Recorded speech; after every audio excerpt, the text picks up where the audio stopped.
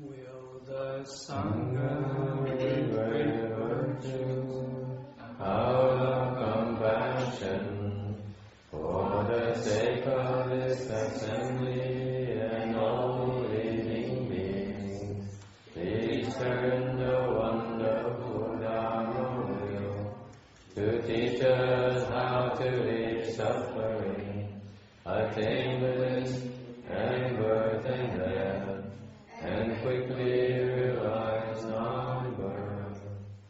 Cung kính đại đức thắng thịnh, ý đức bảo hội cập nhật thiết chúng sanh, tình chiến yêu và luân giao đạo ngã môn, như hạt liễu sanh tư lý vô đà tôn chứng vô sanh.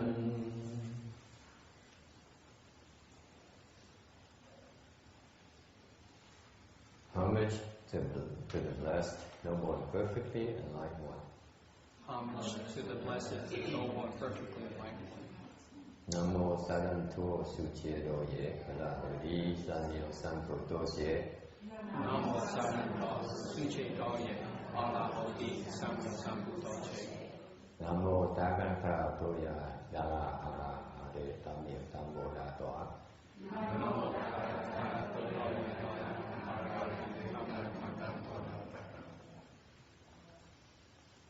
The unsurpassed, deep, profound, subtle, wonderful Dharma, in 100,000 billion aeons is difficult to encounter. Now that I've come to receive an order within my sight and hearing, I vow to fathom thus someone's true and actual meaning. Wu zhang cheng cheng wei miao ba, bai jian wan jian an zao yu, wo jin jian wen de shou qi, yan jie ru lai zheng shi yi. For Buddha and Bodhisattvas, Earth Store Bodhisattva, Venerable Shenhua, Venerable Bhikshunis, or good advisors, Amitabha, Chư Phật Bồ Tát, kính thưa Địa Tạng Bồ Tát, Hòa Thượng Tiên Hóa, quý sư cô, quý thiện tri thức, mô Phật.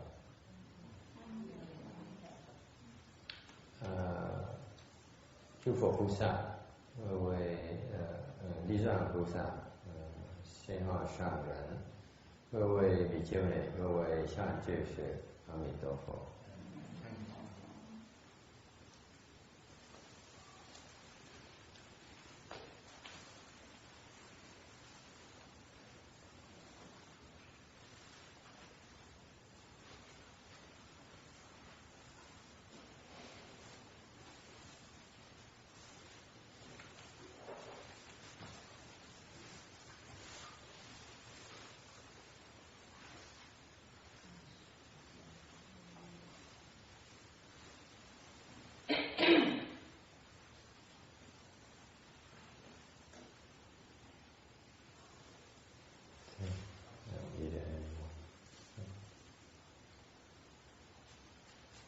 Well, today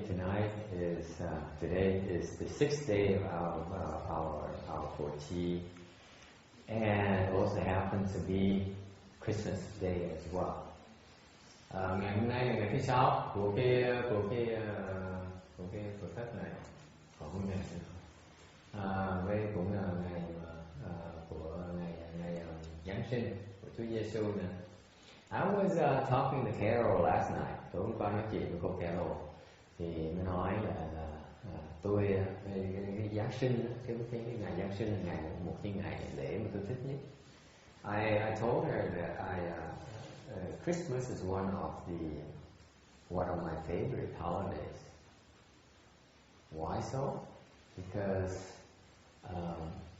ever since I started cultivating in solitary, and then one day I drove around on Christmas Day and I realized that the atmosphere was peaceful and so blissful. People were so happy. Lúc trước tôi đang tu ở nhà thì có bữa ngày Giáng sinh mới lái xe đi vòng, có chị phải lái xe đi ra, thì cũng như thấy là đi đâu cũng thấy là cái không khí nó an tịnh, với là rất là sung sướng.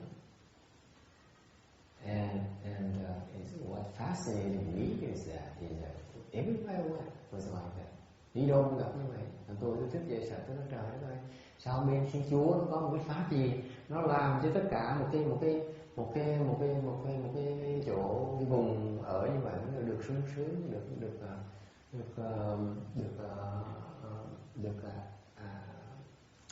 an tịnh như vậy. Pháp là hay quá.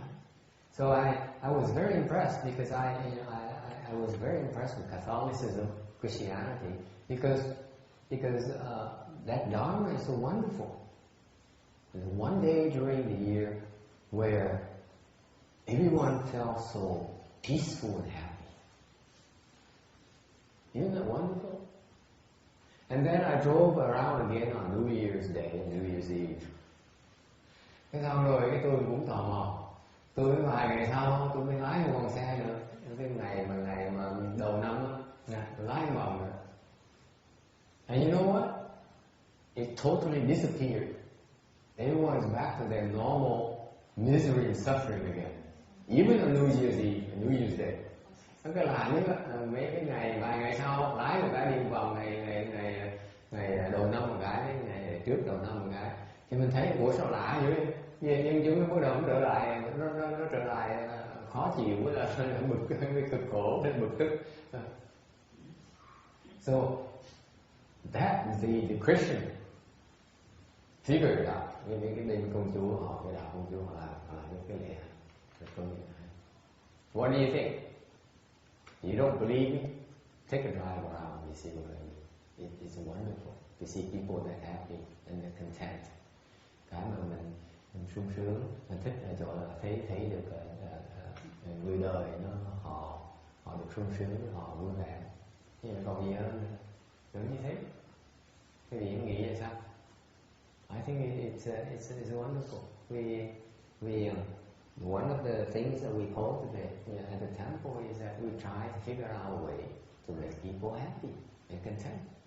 Chúng tôi tu, cái con niệm tu của tôi là tu để mình có cái bí cấp, hiểu cái phương pháp nào để mà giúp quý Phật tử được vui vẻ với là hạnh phúc. Còn gì hơn nữa? So for today I declare I am Catholic. Thành ngày hôm nay tôi tuyên bố cái điều biết là tôi chuyển về đạo Công giáo một ngày.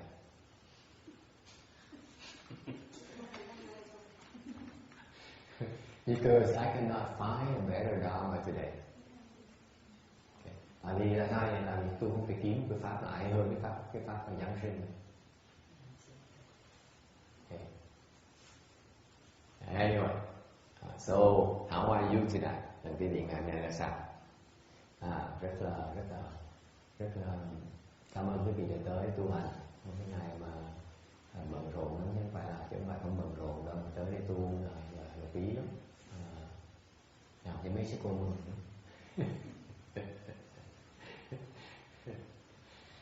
So I'm going to say I'm grateful that you're here today, cultivating with us, investigating the principles with us, because especially on a busy day like today, it's very special for me personally as well. All right. Any questions? Any suggestions or comments? Hey, Vicky, how come you left your mother? You leaving her alone on Christmas Day? You're my disciple, and you should be also Catholic for one day as well. It's required. Tôi nói cô học trò tôi là cô từ sao mới về xuống đây mà cô có cái người mẹ ở chung. Is she still with you? Yeah, she's with my cousin. Oh, she's with your cousin. So They need her more than I do. so she's Well, probably celebrating Christmas as well. Okay?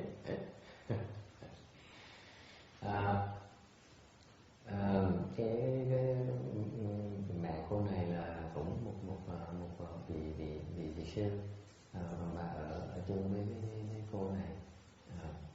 Thành ra tôi hỏi sao cô bỏ ngày Giáng sinh mà bỏ mẹ mà đi chứ kỳ mình đệ tử của tôi thì ngày này bắt buộc ai cũng phải là công giáo hết, không có đổi được. Yes. So how is she doing?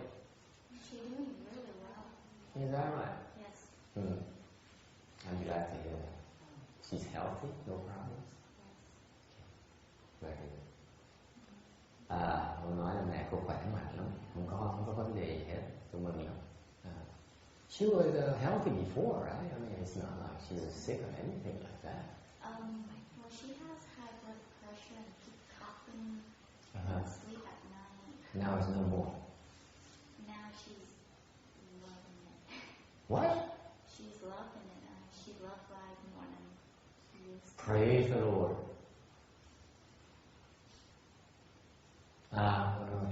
Trước mẹ cô có bị bệnh một tí, vì áp huyết cao. That's very dangerous. Phải uống thuốc nhiều lắm. She took a lot of pills and then coughing, ho. Bây giờ còn như thế. Hay quý quá. Tôi rất mừng. Because she's very attached to her mother. That's one of the problems I'm trying to solve as well. Phần khác là cái cô này, cô rất là bám víu mẹ cô, rất là thương mẹ cô. Cái này là một vấn đề có lớn, tại vì tôi sợ nếu mà bám víu như vậy là bà làm sao được đâu. The reason I'm concerned about that is that I'm worried that when her mother dies, it's very difficult for her to obtain rebirth in Western bliss pyramid to give it that attack. So be careful. Okay? So that's what we need to work on next. Let me ask you this. Hỏi cái gì? Ngày hôm nay. Tại sao bên công Chúa giáo nó có một cái pháp như là pháp Giáng sinh, mà bên Phật giáo mình không có pháp tương tự như vậy? Mình thua họ. I'm asking you, I ask you today, how come the Catholic, the Christians have that Christmas Dharma? It's so wonderful. How come Buddhism does not have something similar? Why not? I think we do. We do? Which one? Different approach.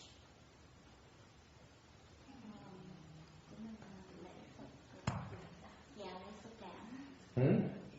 Phật đản nữa.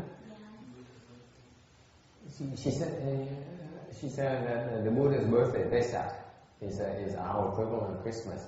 I don't think so. It's just different that on Christmas, people give gifts to each other, and especially for kids. And that's why it's bringing up the spirits, the atmosphere.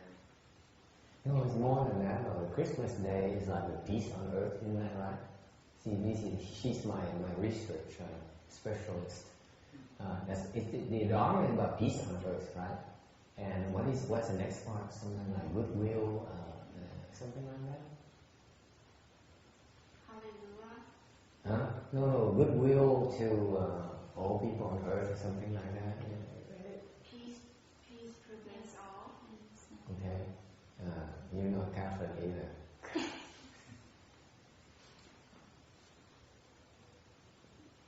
Tôi hỏi tại sao Giáng sinh mà mình cũng có cái pháp, Phật đạo đâu có được cái pháp như vậy. Tại vì mình bên kia người ta, cái pháp người ta là cái an bình cho cả thế giới và cái thiện tâm cho tất cả mọi người. Tại sao mình có cái pháp như vậy? Phật giáo gì nữa? So Buddhism is kind of inferior, isn't it? We have that every day. That's why we don't have to celebrate. We have it 365 days, so you don't see the contrast. Right. Very good, Randy. Actually, we're supposed to be like that every day. So, to us, it's like every day is Christmas. Ông nào cũng là giữ cái này, ông là đệ tử 20 năm ông tiến hóa, 20-30 năm ông tiến hóa. Ông nói là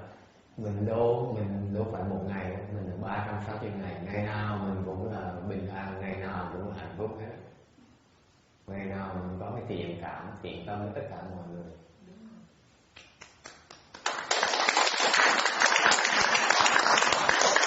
Okay, you convince me. I'm Buddhist again. Tôi nói tôi cảm ơn ông đổ tôi lại từ Công giáo trở lại Phật giáo này. Okay, so I will speak about Buddhism now. Okay, cái mà bên Phật giáo mình ông này nó đúng như sợ, ông giỏi lắm. Là cái Phật giáo mình mặc dù mình nói mình tu, nhưng mà mình tu cách tu mình là tôi để ý thấy những người tới tu với tôi thấy cái chuyện rất là lạ, là bỗng nhiên người ta có tính hiền hòa.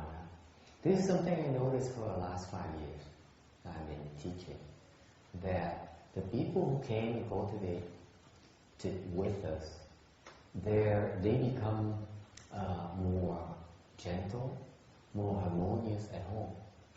Isn't that a fact? Thấy là những người tới tu họ cần nhẹ nhàng hơn, và ở nhà họ không ít cái xung đột với người ở nhà hơn. Mặc dù cái sự thật là những người tới tu với tôi lúc đầu tới, người gia đình người nào cũng chống khá cái chuyện này.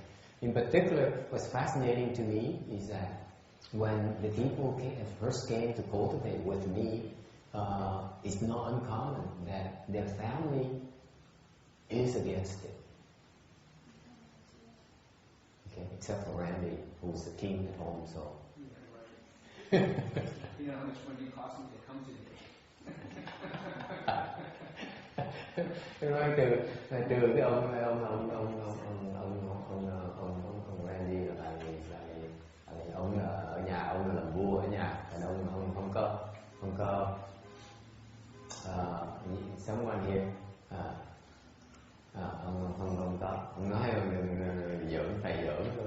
Ngày nào tôi tới đây tôi thầy biết tôi tốn biết bao nhiêu tiền mới tới được.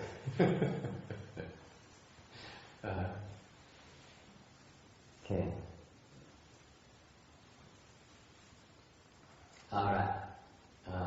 Yes. I speak Vietnamese. Okay. Certainly. I understand Vietnamese too. Thưa thầy, mình là người Phật giáo, nhưng mà mình ở cái xã hội là xã hội phần đông là người theo Thiên Chúa giáo hoặc Tin Lành ở đây, thì mình theo cái phong tục của người ta là Giáng sinh bữa 24, 25, bữa tối 24 thì mình phải có cái party để giúp quà cho kids, cũng như là cho quà cho thân nhân bà con. Thì trước ngày đó mình phải đi mua rồi, thì tới ngày đó mình vui vẻ, mình giúp cho người thân của mình sống được peaceful. Cái giờ phút ngày hôm qua là peaceful. We give to the kid, give to my wife and wedding you are peaceful. But after 2 weeks later, you fulfill big bill coming. You got to say, wow, that big bill coming now. You know, before 2 weeks ago you're so happy, peaceful, but later on you're going to say big bill coming. Oh, we need to pay for it. Because I think it's we in Buddhism, we don't give that much, but we don't have that the happiness. Look like a moment, and then you get the other one come back to you. I think we are, you know, cũng như là ảnh hưởng chịu của ngành Công giáo với Thiên Chúa giáo, Công giáo với Tin Lành ở đây, cho nên mình phải theo. Nhưng mà sự thật mình nói là mình hơi sau khi cái nó qua hết cái Christmas thì mình lại thấy buồn, cho lại là phải trả cái điều quá lớn. Nói là mình ở đây, người Nam thì ở đây thì theo xứ Công giáo thì mình phải theo cái phong tục người ta, cái gì hay mình cũng chứ đâu có sao đâu. Thì từ ngày hôm Tư thì mình phải cho quà, thì vui vẻ, ai cũng vui vẻ. Trước khi đó mình đi mua quà, xong rồi tối mình để mà cho quà, tặng quà, tối 25, 45 mình tặng quà, ai cũng vui vẻ sung sướng. Xong rồi còn 2 tuần sau cái statement nó tới, ôi trời, mình sẽ tìm rồi mình tặng cái này. Bây giờ bỗng nhiên sau cái vui đó, tạm thời đó, thì bây giờ mình ôm nợ trên đầu đầy đầu cho năm sau. thành ra không biết là có nên theo cái phong tục đó không? What do you think? Cái gì nghĩ sao? Yeah, yes, of course you have an idea. Huh? Could you translate what he said and then what you said? Because we didn't understand I couldn't understand what he said. He said that since we live in a Catholic and a Christian country, and so it makes sense to follow the tradition here. Okay. So on the 24th and 25th, we should give gifts to our family and our relatives, and because it makes them happy. It's a joyful occasion, and so everyone's happy on the 24th and 25th. But then 2 weeks later, the bill came, and that's when you wake up to reality that you might have to spend the rest of the year paying it off. So the happiness tends to be short-lived. Well, what do you think? Chị nghĩ sao?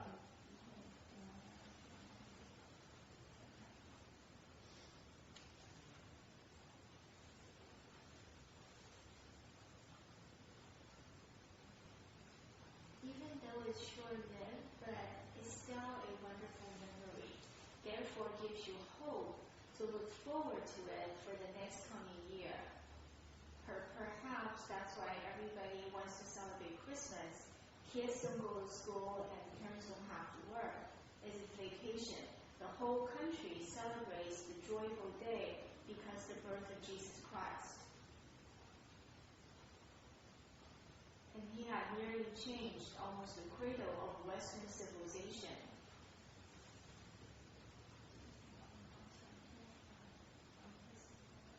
Cô nói là mặc dù cái đặc biệt ngày đó là cái ngày bây giờ nó có thể nó có nó tốn tiền một tí, nhưng mà nó cái cơ hội rất đặc biệt, thành ra mình nên mình xài một tí tiền, ngày vui vẻ như vậy, ngày hạnh phúc như vậy thì làm cho đem cái hạnh phúc tới cho cuộc đời người khác, thì cái chuyện như hay. Tại vì như vậy mỗi năm có thể biết có thể cái ngày đó là ngày của mình có thể được hạnh phúc. Okay. Nhất là cho ông Thiên Chúa là ông đặc biệt lắm. Thiên Chúa, ông Giêsu là ông đặc biệt lắm. Ông tới cái xứ này và đất này thì ông có ảnh hưởng rất là lớn lao cho cái nền văn hóa của Âu Châu, của Tây phương. Thành ra cái đó là cái giống hay, nó khác gì là mình cái này tôi thêm tí là không khác gì là mình có cái Phật đản nữa, mình thấy Phật đang tới thì một cái lợi ích rất là lớn lao cho cái thế giới này. Okay, anyone else? I have to agree.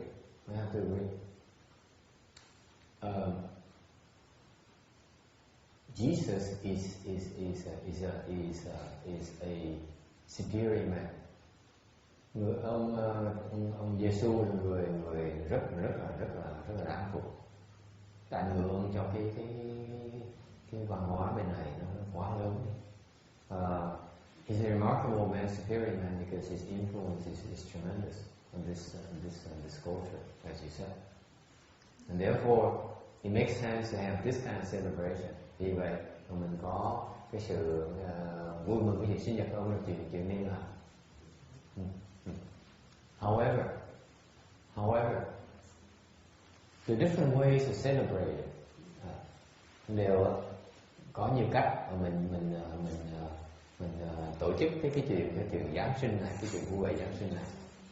If I were to do that, I would do it in terms of quality time, in terms of kindness, in terms of not necessarily material things.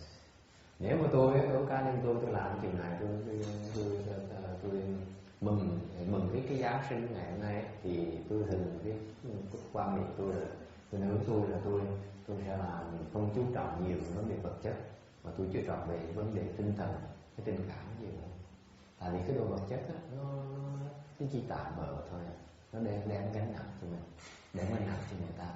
Ví dụ, because why is that I tend not to dwell on materialistic things? Because materialistic things are nice, but then at the same time, not only because it's new, but also because they bring about attachments to those. Không phải chỉ riêng về cái chuyện mà tốn tiền không, còn chuyện nặng hơn nữa là mình đem cái chấp trước vào cuộc đời người ta. Chẳng hạn như cái vị mấy người có tiền, có giàu có chẳng hạn, ta bữa ngày sinh nhật ta mua chiếc xe Lexus cho vợ chẳng hạn. For example, the well-to-do people, they decide today that on Christmas Day they would buy a Lexus for the wife. Okay, of course she's very happy. Okay. Vậy đương nhiên bà phu nhân rất là sung sướng. But you know, with that also comes problems down the road. Not only because of money, but because let's say she goes out and parks in the parking lot, and the door gets dinged, or things happen to the car, and she would be unhappy. Thành ra nhà hàng như đem có cái vui đó là chốc lát thôi, như ngược lại nó đem là cái chấp trước là nhà hàng như lái xe đậu xe một cái, mở cửa hút cái xe mình nó móp cái cạnh cửa, hoặc là có chuyện gì xảy với chiếc xe đó thì cái mình sanh cái phiền não cho người ta. Okay.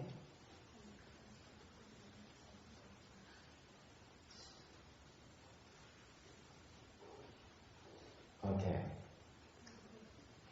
Anyway, any other questions, comments? The important things when you give materialistic things is that you should give material things, and at the same time, the receiver should understand not to be attached to it. The material things you give, then it's okay to give the material things. It's safe to give it to them. Cái chủ trương của tôi đó, cái cho cái đồ, những cái đồ vật chất thì nên cho lúc mà nếu thấy người ta không bị những cái chấp trước với cái đồ vật chất này thì nên cho. Còn nếu cho để ta bị chấp trước thì mình cho là mình chả có hay ho gì đâu. Hiểu cách sống, hiểu cái đạo thì mình cho gì nó cũng là sung sướng. Không nghĩa là mình phải cần keo kiết, mình không cần xài tiền. Cái tiền, cái như khi mình phải cần xài tiền để mình đem hạnh phúc cho người ta thích cái đó thì mình đem hạnh phúc được. Nếu như cái hạnh phúc trong chốc lát cũng quan trọng và không quan trọng đâu. Nhưng cái quan trọng nhất là khi mình nhận những cái đồ đó người ta ít bị chấp trước thì như vậy là không sao hết. Xứng đáng, mình thấy mình sướng. Tại cái hồi nãy em nói đó là cái mà cái không phải cái bill nó tới thôi, mà cái mà cái chấp trước người ta sao người ta bị phiền não sao mình thấy cái đó phiền não sao mình thấy nó có cái require đánh nó bị dồn lại. Một cái mình do mình như nó tạo cái sự bực dọc cho người ta, phiền não cho người ta. So I'm saying that material things are nice, are important to give because it means a lot to the recipient. There's nothing wrong with that. You know, it's worth spending the money, spending the time to look for it, spending the money to give it with all your heart. Okay, but when the gentleman brought up the point earlier, is that he says he jokingly said about the bill and so on, but I think what he's overlooking is the fact that over time you see the affliction arising from the gift that was given to that person. That has a negative impact, and that's what makes you have second thoughts about that process. Okay? Is it important? important. Let's be realistic. Mình phải sống trong cái thực tế. Cái chỗ này mình sống, mình cần những cái đồ vật chất. Mình thích những cái đồ vật chất. Let's be realistic, because where we live right now is a desire realm, where we desire material things. We desire things. We want things. Cái chỗ này cái chỗ của dục giới, có nghĩa là mình thích những cái đồ, thích đủ thứ hết. Thành ra không có gì mà không có gì tai hại để mình cho đồ người ta làm sao thích thú, thỏa mãn những cái người ta thích muốn. Đó là chuyện hay đâu sao. So my thinking is that there's nothing wrong with satisfying someone else's desire. And if at the same time you're doing that, you have some experience or some way to help that person not be attached to it, then to me the gift is worth it. Tại vì nếu đối với tôi, nếu như mình cho người ta những cái đồ đó trong cùng lúc mình giúp người ta bớt bị chấp trước về những cái đồ đó, thì tôi nghĩ nó đáng cho như vậy. Bất cứ giá của nó ra cả. At any price, I will pay for that. If the end result is that the person becomes less and less attached to those material things, then it's worth it to me. That's coming from a beggar, so don't take it literally. Nói cho vui, chứ còn tôi là người ăn mày, nói sang nữa, chứ còn đâu có xả sang nữa. Thành đừng có tin, nói vậy thôi ha. Ok. Con hỏi ý kiến thôi. Yeah. Thầy cho trở lại cái vấn đề mà thầy đang nói cái vật chất cao độ những cái giảng sinh cho ở Việt Nam có câu á là của cho của nợ. Thì cái chuyện mà qua cả mình bây giờ là cái thời đại lớn rồi, và cái tư tưởng mình cũng phải lên cao một chút. Mình lên cuộc sống nó phải mong đối đãi, mình thoát qua những người là ý đây là tức là mình vượt thoát qua cái chuyện đối đãi. Vì khi mình cái người mình qua họ ảnh lại tin một cách hoàn hảo ai qua là cho mình lần thứ đối đãi qua ngoài rồi, nên là mình phải sống và vượt thoát qua khỏi trong đối đãi đó. Khi vì nghe cái người Quế thì có hiểu không? Hiểu tí xíu có vài chữ hả? Để tôi giải, để tôi dịch ra cho mình nghe nha. Cái người Quế là nói cũng có lý đó. Phải nói. Trì hả? Thôi hèn gì? Cái giọng hay vậy sao? Liếu lo như là chim nói vậy. Chim hót vậy. Người nói sư cô mới từ Quảng Trị mới qua đây. Sư cô nói thầy, sư cô giúp ý kiến. Sư cô nói là người Việt Nam có cái câu là của cho là của nợ. Sư cô nói là mình cho người ta, bỗng nhiên mình tạo sự áy náy trong lòng người ta phải trả lại quà, không phải kiếm cái quà phải trả lại cho mình. Này gọi là cái sống có đối đãi như vậy. Thành ra mình phải đi vượt qua cái đối đãi mới là xứng đáng, mới là hay. Chứ còn nếu mình sống đối đãi như vậy không thì còn lũng củng quá. Phải không cô? Vậy dịch có được không? Hiểu gì không? What she's saying, I need to translate her statement again into a different dialect, because she came from the central Vietnam where the accent is much heavier than most people. When you speak in either southern accent, then people understand. That's why I have to translate for them again. I asked them, I said, the Venerable Bhikshuni made a comment, did you get it? He said, yeah, a few words. What she said is very good, actually. She says, there's the Vietnamese saying, it says that the gift is a debt. That is when you receive the gift, then you feel obligated to reciprocate.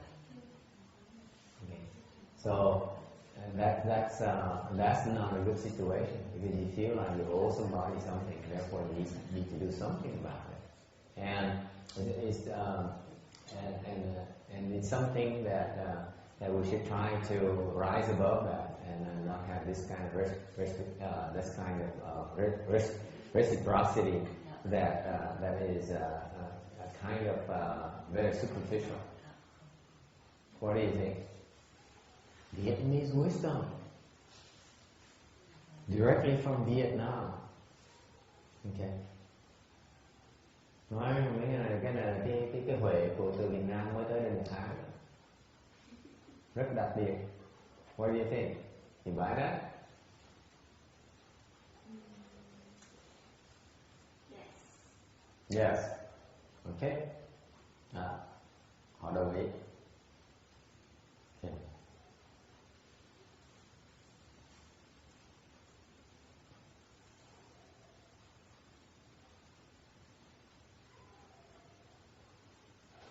Okay, any other questions or comments? Hay thắc mắc gì tu anh có vấn đề gì không? Anyone has any problems? Of course. Yes. Cái này thì có thể giảng chút xíu về cái mà chứ như là diệu hữu của thầy. Diệu hữu. Chân không với diệu hữu. Okay. This man here shows up about, this is his third time here with me. Cái ông này á, ông đây là lần thứ 3 ông tới tôi rồi. Cái lần thứ nhất tôi hỏi một cái, hỏi một câu hóc búa, tôi hỏi là hiêu vân, cảnh giới hiêu vân là sao? Tôi mở miệng tôi nói bậy. Xong bây giờ tôi hỏi diệu hữu. So the first time he came to me, he said, "What is a Syrian state?"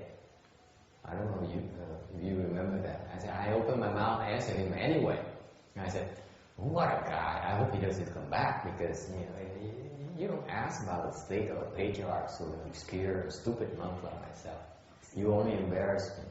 Nhà tôi lúc đó là tôi trả lời ông xong là tôi tặc lưỡi tôi sẽ hy vọng ông này không bao giờ trở lại nữa, tại vì ông hỏi cảnh giới tổ sư sao bây giờ mình nói bậy các bạn mình mất tiếng, mình cũng nói đại thôi, xong bỏ ông đi.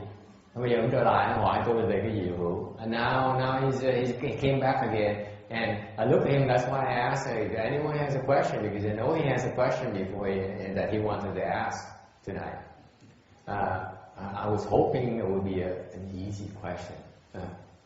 Là thầy biết thấy cái ông cái ông thì muốn hỏi cái gì rồi thằng hỏi trước cho nó xong chuyện á. Cái còn đời ông phải bỏ thời giờ ngày Giáng sinh mà tới đây ông ngồi đó mà ông không được hỏi câu hỏi xong bực tức đi về ông bất mãn với sợ mình hỏi trước đi. Mình hỏi thì thôi chứ mình nghĩ là hy vọng bây giờ mình trước tôi than của nó là đừng có hỏi khó như vậy thì cả là không nổi. Lần này tới hy vọng ông hỏi câu dễ dễ, không có đâu, ông hỏi câu diệu hữu cái gì.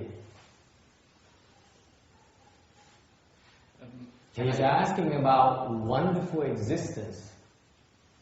Beat me. I don't know what wonderful existence is. Tôi không biết cái hiểu đi. Quý vị giúp tôi một tay đi, cái người nào. Này sư cô, cái cô mặc áo vàng rất đẹp đó. Diệu hữu cái gì đây? Thấy không? Cô đừng tưởng ngồi đây là dễ, ngồi đây mà hỏi một câu tôi run, cái đồ của nó còn đang còn run rồi. I asked the bhikshuni over there, the yellow one. I said, "How can you help me?"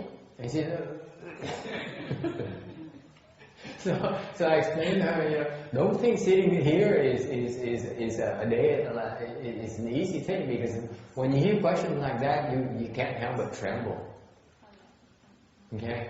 Anyone else? Quý vị giúp tôi thì mấy cái người mà tu giỏi, mấy người mà trước giờ tu mấy chục năm, nghiên cứu mấy chục năm giúp tôi một cái tay đi. Those you are well read. Cho con xin chia sẻ. Very good. From Vietnam. Đúng rồi. Con nghĩ rằng cái điều này muốn hỏi chân không và diệu hữu thì theo ý con chư tổ mà cũng như chư Phật mà đang đến cái pháp pháp diệu để mình ứng dụng trong cuộc sống hàng ngày của mình sống trong cái là diệu thì diệu nghĩa là nhẹ nhàng, mình sống uyển chuyển, mình đừng có giống như là trong cái pháp phải đưa bạn được vào đời, cái pháp phải lấy pháp của cái pháp á phải chuyển được cái tâm mình nó cứng thì để cái giáo pháp của Đức Thế Tôn. Đợi nói nhiều quá tôi quên. Dạ. Không, mình nói ý đó, nói sao để nhiên để tôi giảng. Tôi giảng 2 lần nữa, dịch 2 lần, dịch ra tiếng Việt, dịch ra tiếng Việt, rồi xong dịch ra tiếng Anh nữa. I asked her to slow down a little bit because I need to translate to Vietnamese and then English. Okay? What she's saying that her viewpoint about the wonderful existence is that the patriarch taught about the wonderful existence so that you can apply to our daily life. That is, the key word there is wonderful. The wonderful is that you apply the knowledge, the Dharma, so that your life is more pleasant, your life is better, your life is, so that you become more gentle, more flexible, and know how to live your life. Sư cô sư nói sư cô nói cái diệu theo tổ sư mà dạy quên gì nhắc lại dùm nha. Tổ sư dạy là để cho mình áp dụng trong mỗi cái chiều cuộc sống mỗi ngày của mình, nhất là phải chú trọng cái chiều diệu. Cái diệu có nghĩa là cuộc sống mình nó nhẹ nhàng hơn, cuộc sống mình nó hạnh phúc hơn, cuộc sống mình nó có ý nghĩa hơn, mình biết sống, phải sư cô? Ok. Nói tiếp đi. Okay, please continue.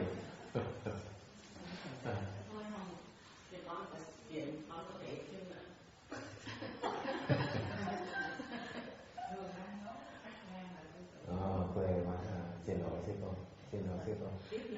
Mất hứng, cục hứng. Nói tiếp, cố gắng nhớ gì nói tiếp đi. Now she doesn't want to speak and... That's a state of enlightened being, isn't it? Huh? That's a state of enlightened being, wonderful existence, isn't that? It's very far away from it. Hỏi có phải cái đó là cái cảnh giới của người giác ngộ? Tôi nói không, người giác ngộ không phải.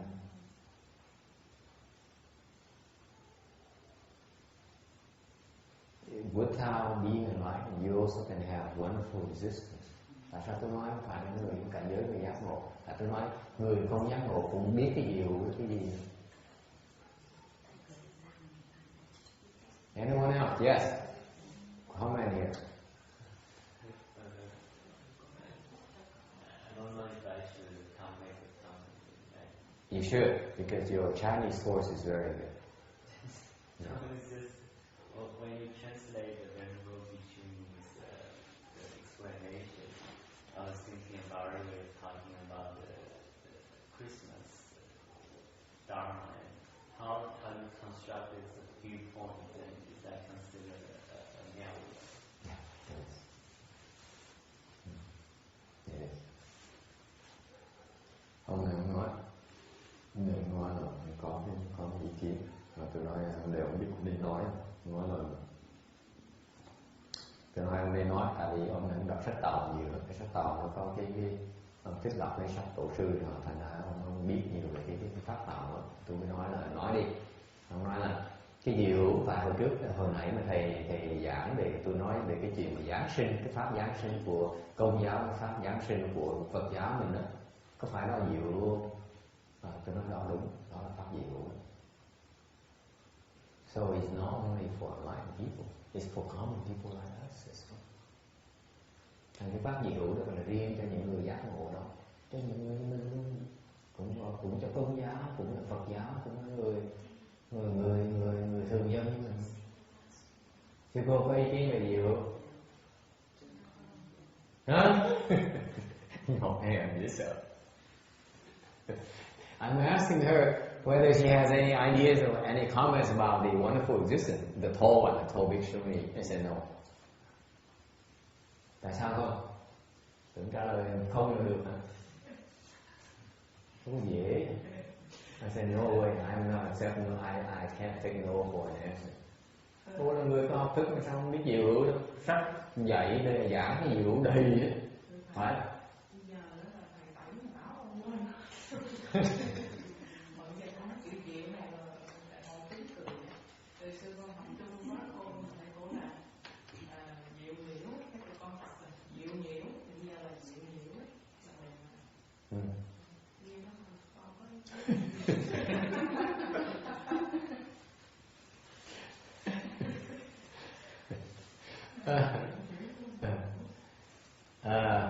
She says that since I've been cultivating with you for the last 10 months. You purged all my knowledge.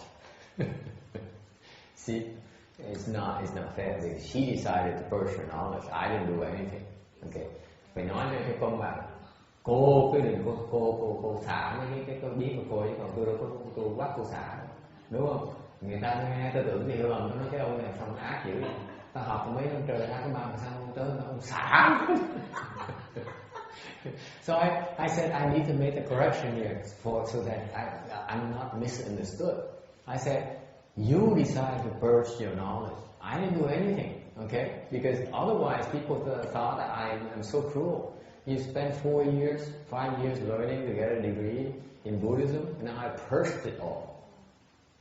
It's not right. So she has a joke. She has someone has a name. Her colleague has a name called Wonderful something, and then they used to joke about her and say wonderful, flexible. It's a play of words. Anyway. I didn't understand what Danny said. How does Christmas relating with chân không miao yu? Câu hỏi tôi hiểu thấy ông Daniel nói cái chuyện mà Giáng sinh với là nó có liên quan gì tới cái diệu hữu với là chân không? Okay. When you speak of wonderful existence, you also have to speak of true emptiness. Khi mà nói cái diệu hữu phải nói chân không. Okay. Không thể nào nói chân không có diệu hữu. Không thể nói diệu hữu không có chân không. Đó là điều đầu tiên đó. First thing you have to realize is that there is no wonderful existence without true emptiness. There is no true emptiness without wonderful existence. That's the first point you have to remember. So when he asks about wonderful existence, only I say, you don't know anything about wonderful existence. I got you. I can say anything, and he doesn't get it because he did not ask the right question. Ông hỏi tôi cái diệu không? Diệu không, tôi mừng dễ sợ. Tôi nói cái ông hỏi bữa này là mình thoát nạn rồi. Tại vì ông hỏi mà cái diệu hữu không có nghĩa, ông không hiểu cái diệu hữu rồi nó liên quan đến chân không, nó phải đi song song với nhau. Là ngày nay mà ông hỏi cái câu là ông hiểu cách hỏi. Thành ra mình nói vậy thì mình cũng được đấy, nó dễ. Nhưng nếu chẳng thà, nhưng để tôi quyết định thôi nói luôn 2 căn lúc cho nên rồi, chứ còn nếu không rồi ngồi về đọc sách tiếp tới ngoài lần sau cái ngoài chân không mình cũng tìm. But I decided against that. I said maybe I might as well talk about true emptiness as well, because this guy does not give up easily. I'm sure he'll come back and ask me about true emptiness next time. So I'm saving my trip.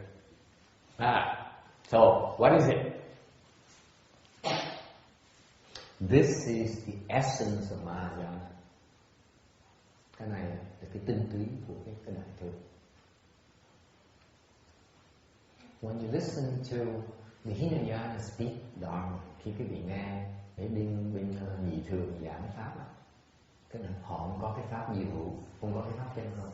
They do not have wonderful existence. They do not have true emptiness. They have emptiness, but it's not true emptiness. Để cái nhị thừa họ có cái không, nhưng mà cũng rất là chân không.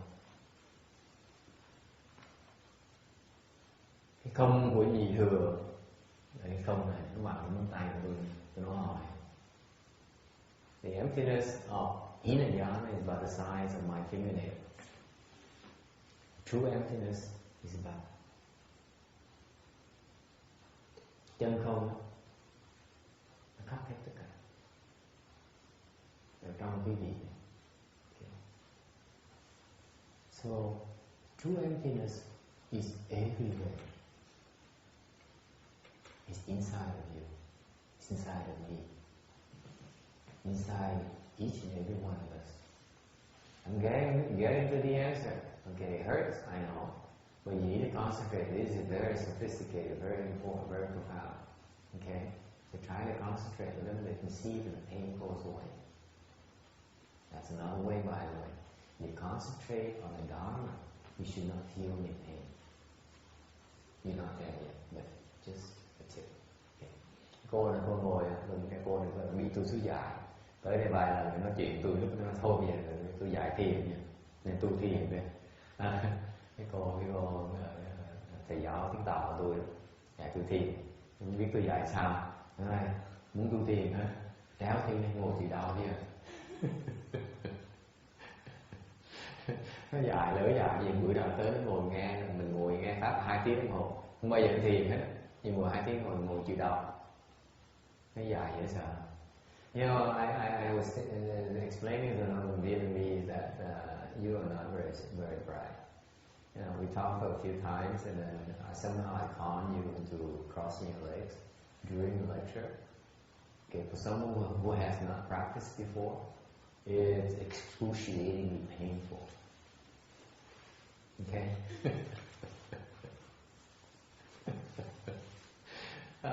Poor Carol. You should not everything you hear. Didn't I tell you that?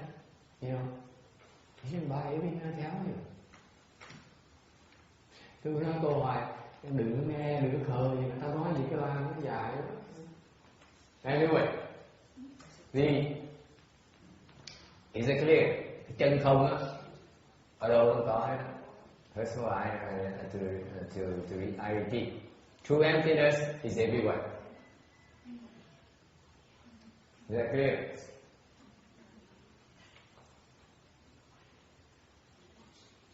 Translate that. Chân không is everywhere.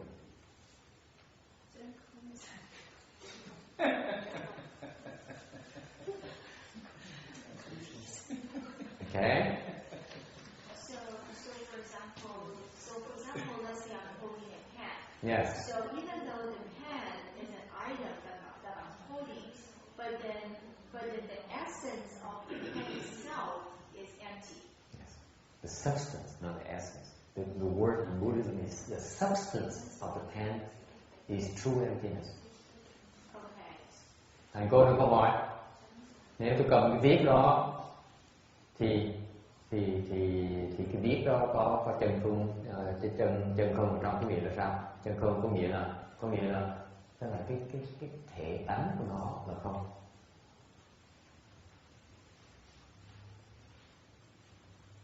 Okay, so far so good. You see how I get back at him by first explaining true emptiness and not bother about his wonderful existence. Let him wait for his wonderful existence. Thấy tôi bắt ông đợi không? Ông hỏi tôi hóc búa, thành tôi bắt đầu bắt ông đợi. Ông bắt nói thằng chân không chứ nói gì đủ. Ngồi đợi dài cổ rồi.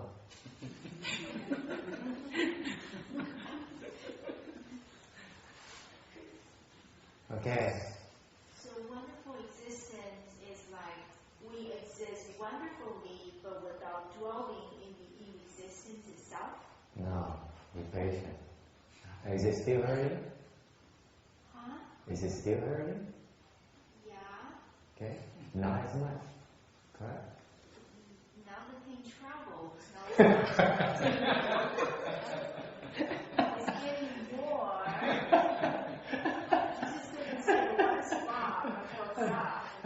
You got see girl. Tôi hỏi cái chân nó còn đau đó. Nó như hơn cái nó bớt cái đâu. Thì nó đau xuống đầy cái chân, nó chạy dài cái chân luôn. Tôi nói cái cô này gan vậy sao? Tôi chọc hoài, nó bỏ cuộc, nhất định bỏ. Khỉ. Dốt vậy sao? Anyway. So, true emptiness. Let me explain a little bit more about true emptiness, because I still want him to wait a little bit more. Để giảng thêm một tí về cái chân không, tại vì muốn cái ông Long đợi tí xíu nữa. Chân không là gì? Chân không là cái cảnh giới của cái người giác ngộ thấy được. True emptiness is a state that only the enlightened people can see, can perceive. See, that's why your references are wrong. You picked the wrong half. Only enlightened people can see the true emptiness. Cái chân không là chỉ có người giác ngộ mới thấy được. Tại sao vậy? Tại vì hồi nãy tôi nói chậm mà tôi nói ông nói cái mà ông hỏi ông nói là cái diệu hữu của phải người giác ngộ không, cho nó trật mà ông chọn cái nửa trật rồi. Cái chỉ có người giác ngộ mới thấy được cái chân không, còn người thường không thấy được. The ordinary people like us cannot see true emptiness. Even arhats cannot see true emptiness. Ngay đến nhà A-la, ngay đến nhà Bích Chi Phật đó cũng không thấy được cái chân không, không cách nào thấy được hết. So on the opposite, if you reach 大圆净智, does that mean therefore you see true emptiness?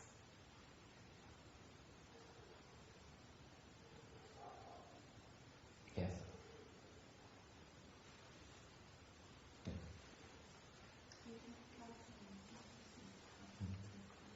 Cô mình hỏi là nếu như mình mở được cái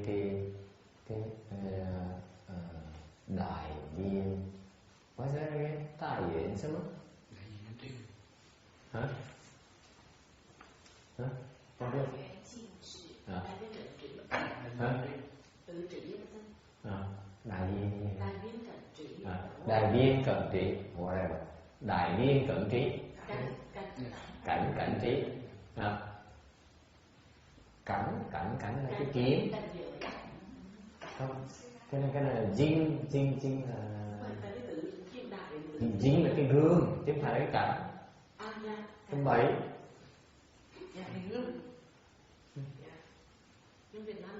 If you reach a state of the great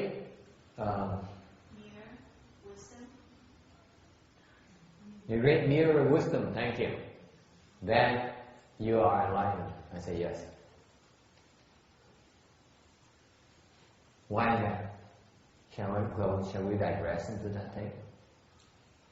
Không muốn biết về cái đại viên cảnh, cái viên gì đó trí không? Hay là mình ở chân không, hay mình ở dự. So you want to stick to the true emptiness and wonderful existence, or you want me to digress into the great wisdom mirror? If you go to digress more, he has to wait a little bit longer. Tôi hỏi đàng hoàng, tại vì nếu mà tôi nói về cái đại viên cảnh trí đó, cái viên trí gì đó, thì phải bắt cái ông đang đợi lâu hơn tí, cái gì muốn sao?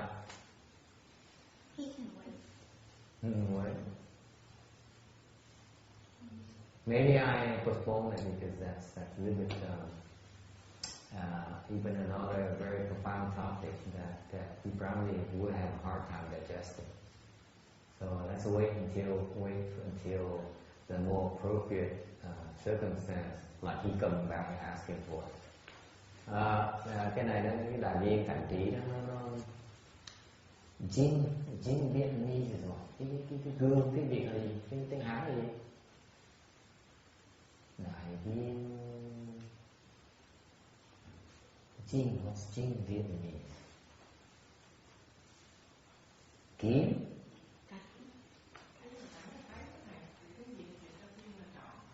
Hả? Đúng rồi. Đều cái cảnh không phải. Ấm hạn dịch là cảnh. Được. Vậy là trật rồi. Không trật, vậy là trật lấp rồi. Bởi vậy. Hả? Cái là cái kính chứ không phải là cái cảnh. Bởi cái gì học tầm bậy. I'm asking about them in Vietnamese. I said, what is Jing? Jing is mirror, the great wisdom mirror, right? They translate as great wisdom state. That's why I said, that's why you guys, Vietnamese people, you learn the wrong dharma. It's not a state. It is a mirror.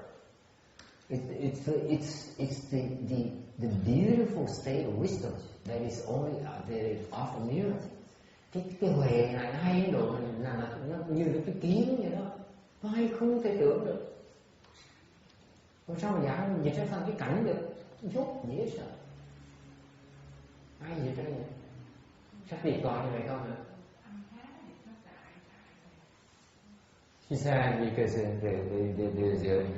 in Chinese there's lots of words with the same sound, So the Chinese call Boin Sư, and they have a lot of Boin Sư, and they translate Jing as state.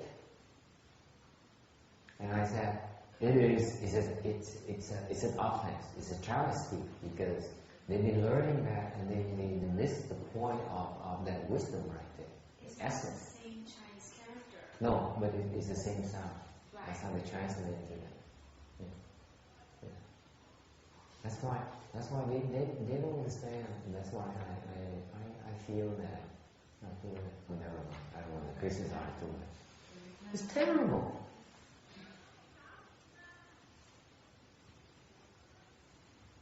Cái là tôi bất mãn cái chuyện này lắm. Vì cứ trật như vậy là một cái đại tội đối với tôi đó. Không được, dịch quá vậy. To me it's an offense because you're distorting the teachings of the Buddhas and the patriarchs. It's terrible, unacceptable to me. All the translators should be fired as far as I'm concerned. Mấy người dịch kinh tôi đuổi hết. Okay, true emptiness. Any questions on true emptiness? Các anh thắc mắc về cái chân không không? That's all I can tell you. Because beyond that, why can't I tell you more about true emptiness? Tại sao tôi không thể giảng cái gì nhiều hơn về cái chân không? Tại sao vậy? That's right.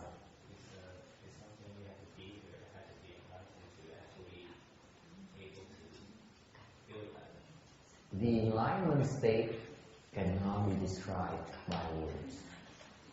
Tại sao mà không giảng hơn về cái chân không được?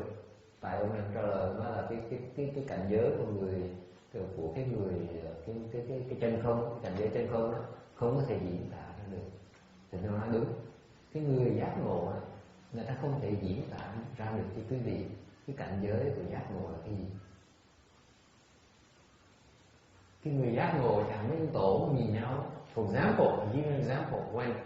When the patriarchs they see each other and recognize each other, they know it's not. They don't have to say, "Oh, I'm enlightened" or something like that, or "Let me be the successor. I'll be a very good successor. I will propagate Buddhism, and make it much bigger, much more important." Đừng nghĩ mấy ngày tổ sư chọn mấy người thừa kế, có nghĩa là họ phải tới, họ nói cái người sau họ tới nói là này thưa tổ sư, con là muốn cống hiến cuộc đời cho con cho Phật giáo, cái chọn con làm tổ sư rồi xong rồi con sẽ có nhiều là translating hả? Làm sao mà đâu phải là tới nói là con sẽ cống hiến cuộc đời con cũng sẽ phát bành trướng cái Phật giáo thì tất cả thế giới nên chọn con làm tổ sư. Ông tổ sư nhìn cái người thừa kế đó, mày đúng rồi, mày là ngươi là ông là giác ngộ, ông đúng là cái pháp chí. So the patriarch looks at his success and says, okay, I recognize you as being enlightened. I recognize you as being the Dharma vessel. That's it. That's why to make fun of the Hinayana a little bit Dharma. Okay. Đây này tôi chọn mấy cái người mà tu viên thiện cái điều bữa này hứng thú chọn tí ha.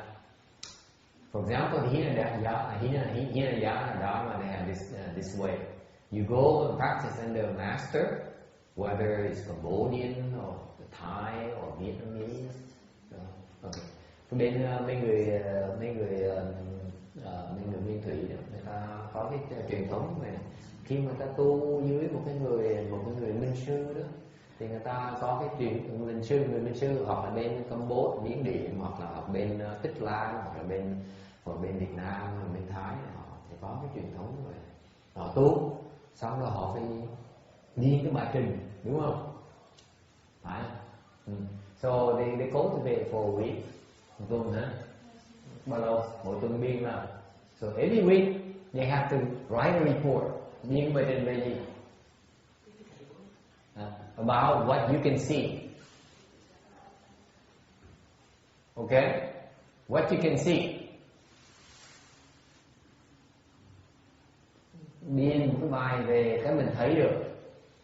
quên dịch tiếng Việt, nghe mình tôi quên rồi, tôi cần dịch tiếng Việt. Okay, so every week they write a report, and then the master, lúc mà ông thầy ông nhận ra đâu ông sửa, ông trả lời nữa, rồi hoặc là cần em kêu vào hỏi ông dạy đúng không? Còn không thôi vài câu nó trật sai là thôi. So the master would then say, if it has some substance, he would call the student in and explain things to him. Or if it's not worth it, then he just makes a few comments and return it to that. Yes. To me, that's the wrong way to teach. Đối với tôi, cách dạy đó, tại vì theo cái nguyên tắc của cái người bên cái đại thừa, cái thấy của cái người mà giác ngộ rồi không thể biến được. And to me, the teaching is wrong because from a Mahayana perspective, let's say if the student becomes enlightened, how can he possibly, or she possibly, write something to describe it? Okay? I'm just teasing them, that's all, because I have a lot of Hinayana people here under my wings. Tôi chọn mấy người nguyên thủy, cái tầm tôi có vài người nguyên thủy ở tôi nhắc họ hoài. Chọc quê. Yeah. What is Hinayana? I've only heard Mahayana, Theravada, and Vajrayana. But what is Hinayana? You keep mentioning that word. Hinayana is Theravada. Huh? Hinayana is the two vehicles of the Theravada Dharma. It's not Theravada? It is Theravada. Just another name for it. It's a Sanskrit name for it. Okay. So we done with true emptiness. Là như vậy, ngày hôm nay nói xong cái chân không rồi. Có ai thắc mắc gì nữa không? Về chân không không? Okay. The nature of true emptiness is very wonderful. Cái thể tánh của cái chân không đó rất là nhiều.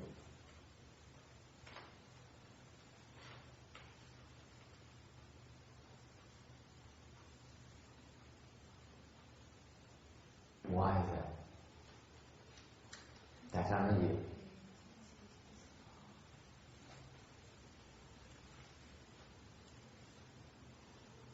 Nó nhiều ở cái chỗ này. Cái này có cái bên đại thừa mà thấy được cái này. It's wonderful in a sense that because only Mahayana can understand it. Is that true emptiness is wonderful in that it is empty and yet it's not empty.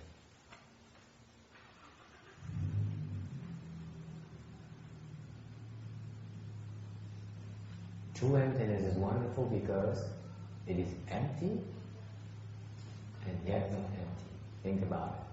Cái chân không nó nhiều ở cái chỗ là tại vì còn dầu nó không có gì trong cái hết á.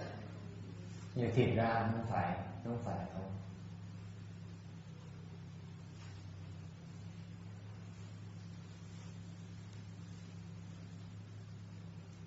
Any questions? Ai thắc mắc gì không?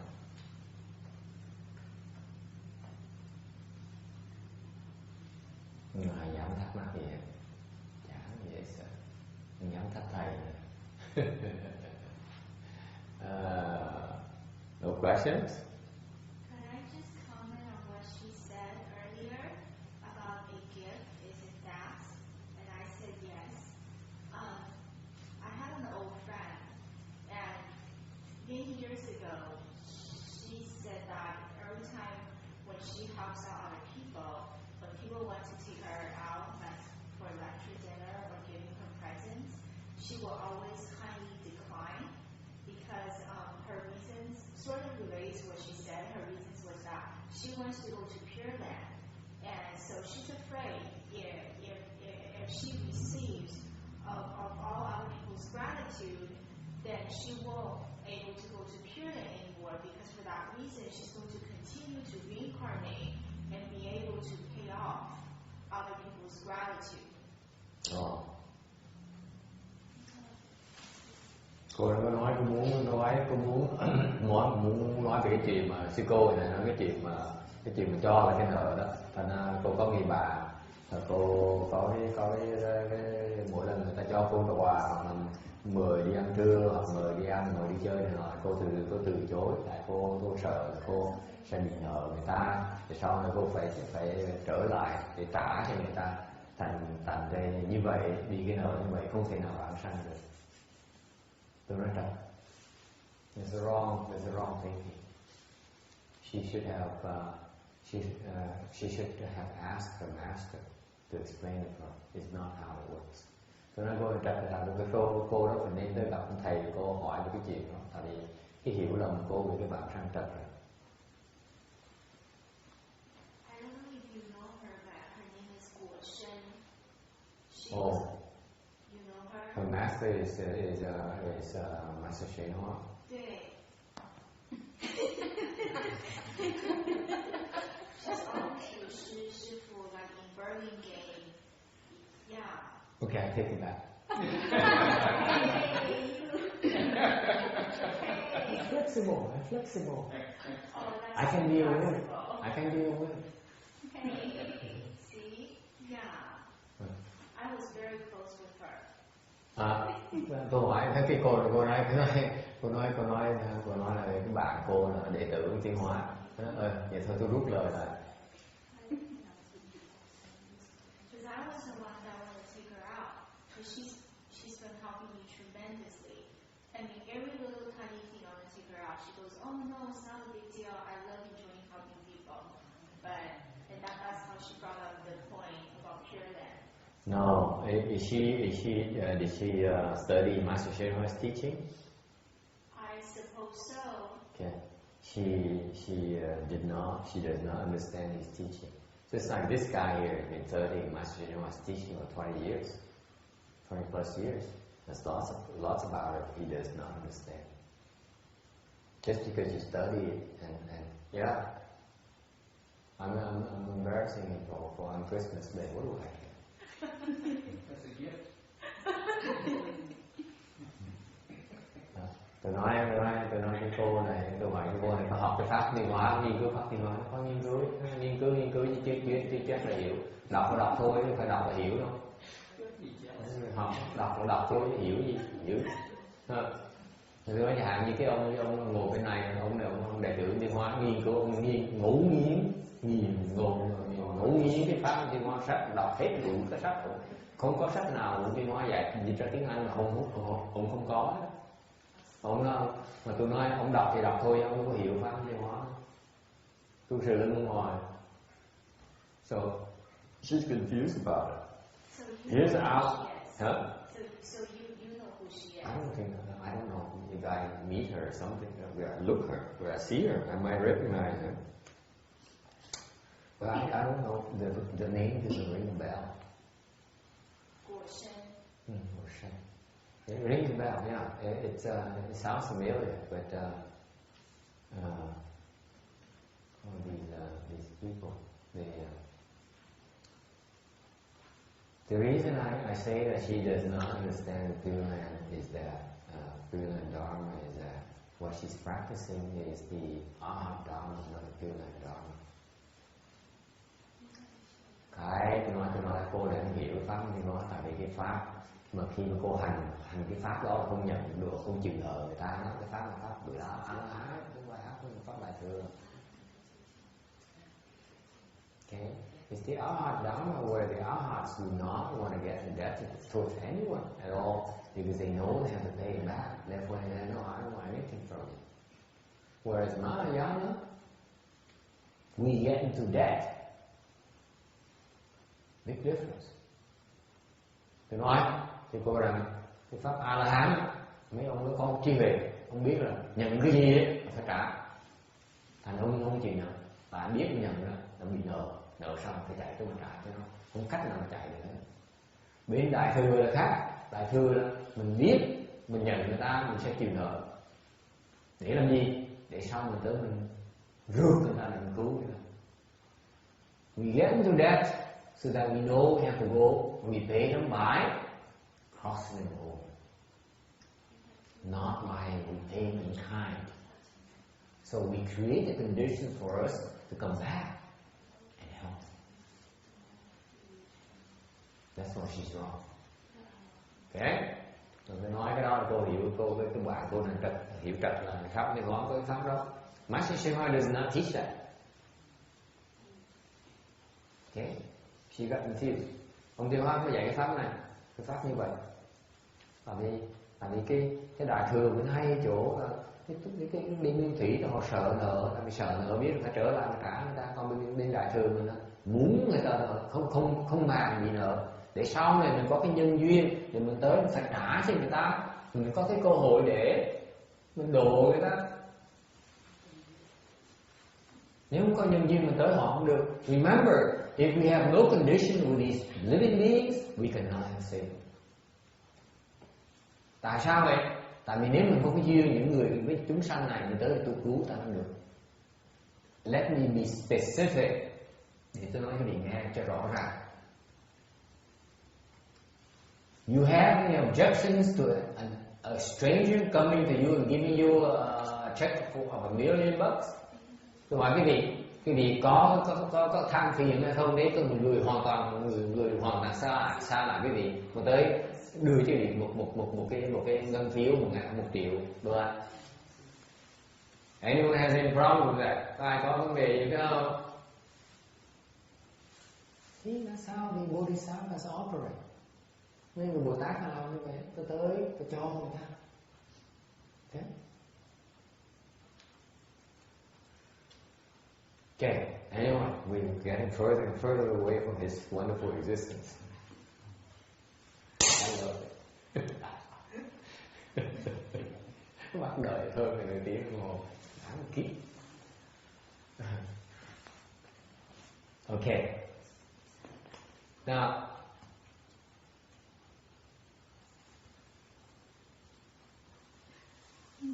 going back to true emptiness and wonderful existence, trở lại thì cái chân không gì vậy? Cái thực thể của chân không đó, là cái là đặc biệt, rất đặc biệt ở chỗ là bên mấy ngày giác ngộ ta thấy được cái trong cái chân không đó, nó có cái diệu. Vì vậy bên ngoài cái chân không có diệu. I mentioned earlier that true emptiness is wonderful because within true emptiness there is wonderful existence.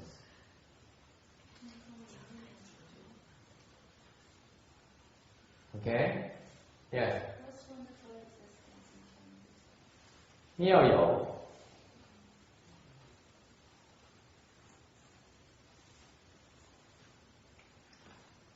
Okay?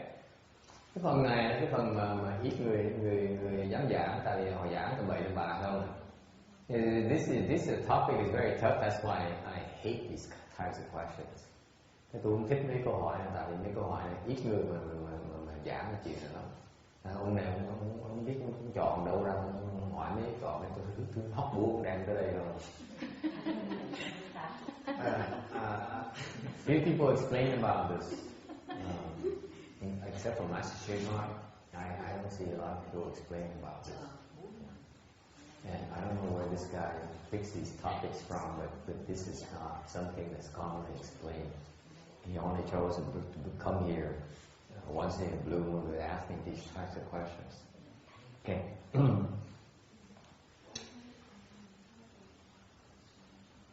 What about wonderful existence? Về cái gì hữu, cái gì là sao? Tại sao gọi là diệu? Tại sao gọi là hữu? Cái gì là diệu? Cái gì là hữu? Okay. Để tôi nói một câu, let me back up a little bit to on my final comment about true emptiness. Tôi xin lỗi, tôi đi dầu lái lại, đi vòng lại về cái chân không một tí, giảm cái chuyện phần cuối cùng về chân không. Tại sao gọi là chân? Cái gì chân? Cái gì là không? What is true? What is emptiness? Okay. Emptiness is a state where there's nothing in there. Cái không á, không có gì trong đấy. Và những người A người tu ta thấy được hay không? Thì không người ta thấy được. Cái emptiness is something the arhats can see. But it turns out the emptiness they can see is not true emptiness. That's why we have to use the word, add the word true to it, to explain that state. Tại cái người A-la-hán trình độ họ cao lắm, họ tu đến cái độ họ thấy được cái không luôn. Không phải chuyện dễ đâu. Remember, the art to be able to perceive of the state called emptiness is an incredible feat in itself. It's not easy. However, it's not true emptiness here. That's why we have to add that state of the sages as a true emptiness, because it's truly empty. It's absolutely nothing in there.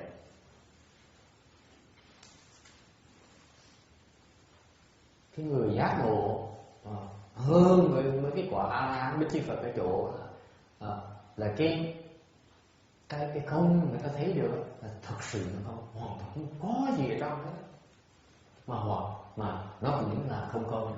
At the same time, it's not empty either. And that's what's so wonderful about it. Bởi vì cái chân không nó gọi là cái diệu như vậy. Nó không mà không phải không. Nó cả hai luôn. Okay? So this goes back to Xin Jing.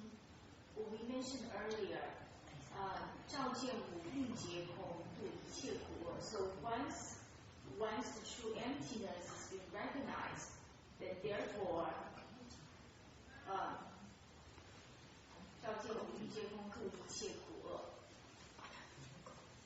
Then everything is resolved. So how do you put in true emptiness with these two phrases? Because the meditative stage, that's what Bodhisattva Pusa witnessed. So therefore, 照见五蕴皆空，度一切苦厄 is solving the problems of all sentient beings and her supernatural powers in the meditative stage. I tend to explain it differently. Cô hỏi về cái tâm kinh. Phần đó là Quán Tự Tại Bồ Tát chiếu kiến và ngũ uẩn giải không. Mình thấy, nhìn cái quan sát 5 cái uẩn đó, thấy nó đều không hết. Thành ra vượt qua tất cả những cái khổ nạn. And therefore cross over all sufferings. Okay.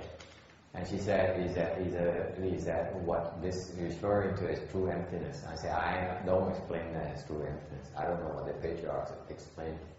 Tôi không biết mấy cái tổ sư giảng cái nào nó sao, tôi cái đó chưa cần nói về cái chân không, thì nó không phải cái phần chân không. Because technically speaking, the Wu Yun, the five skandhas are empty is not necessarily a state of enlightenment.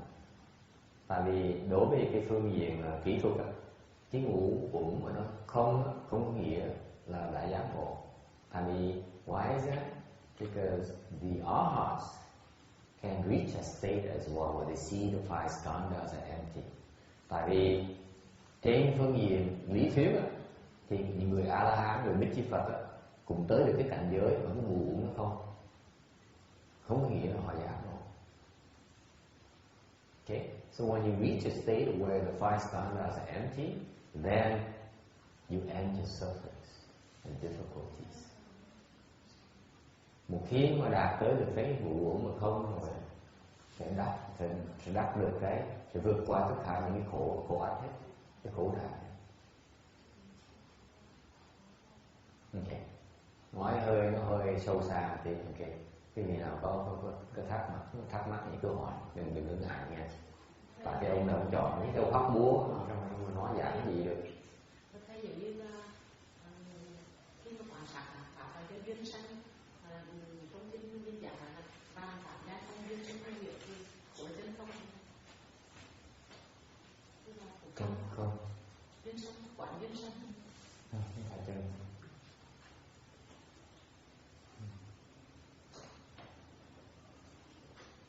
Okay, I'm not going to go into that because Jimmy has more technical questions about that. And it's just, it's all those misconceptions about these concepts because they come from the Theravada tradition where they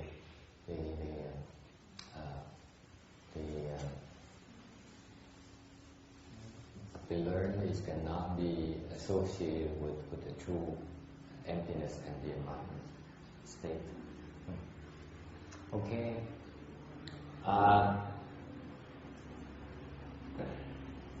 Grammar.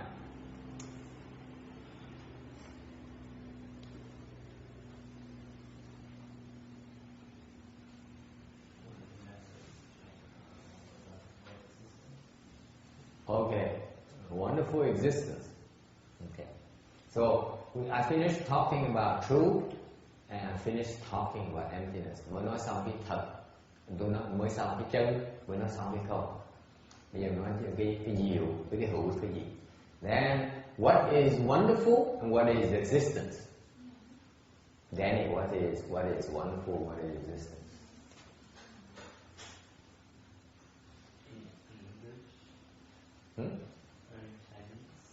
You can speak in any which way as you like. You mean just meow? Meow.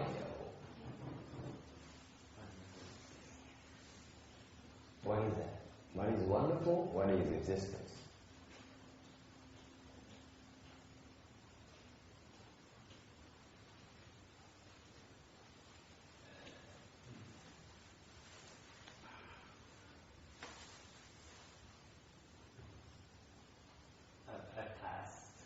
Okay, you pass.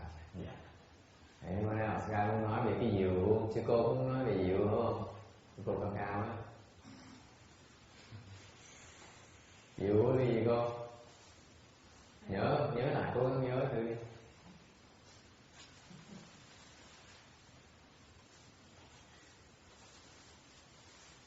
Còn cô thấp diệu cái gì cô nói tiếp đi, nói thêm đi. Diệu cái gì?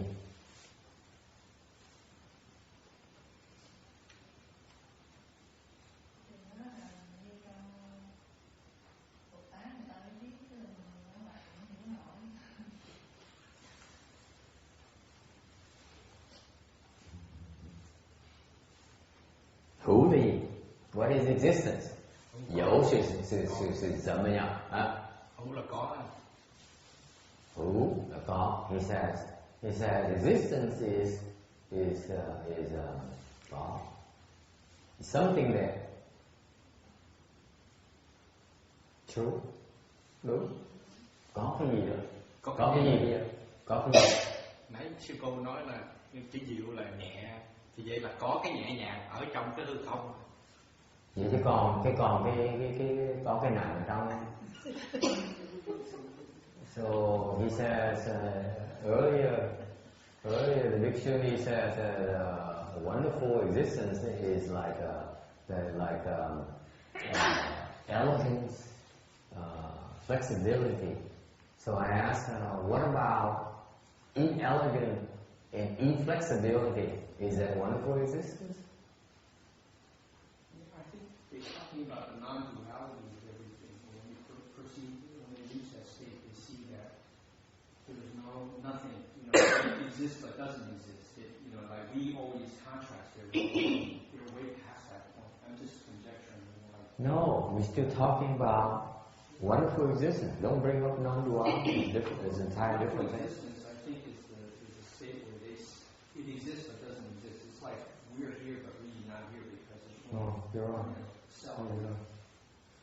Không nói cái dị hữu là cái nhị nguyên. Okay. Có không có?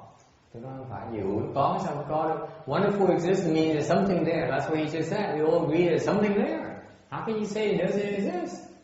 You're speaking nonsense. When you say, yeah, there's something here, the Christian, but it's really not here.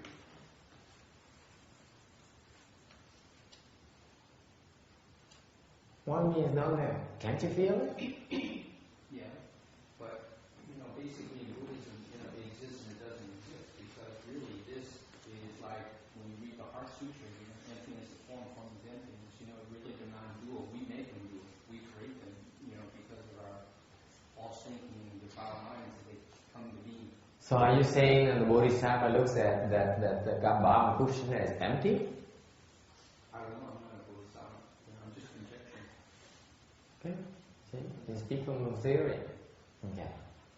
So 妙有 could it be 妙 like miraculous? Yo is a state, a miraculous state. No. Yo is something that is real to us. It's not false. Yeah. I was just thinking, is it right to explain that yo as something that you're attached to? Yes, can we explain that? But more than that. You attach to it because deep down we believe it's true. If it's not true, we would not be attached to it.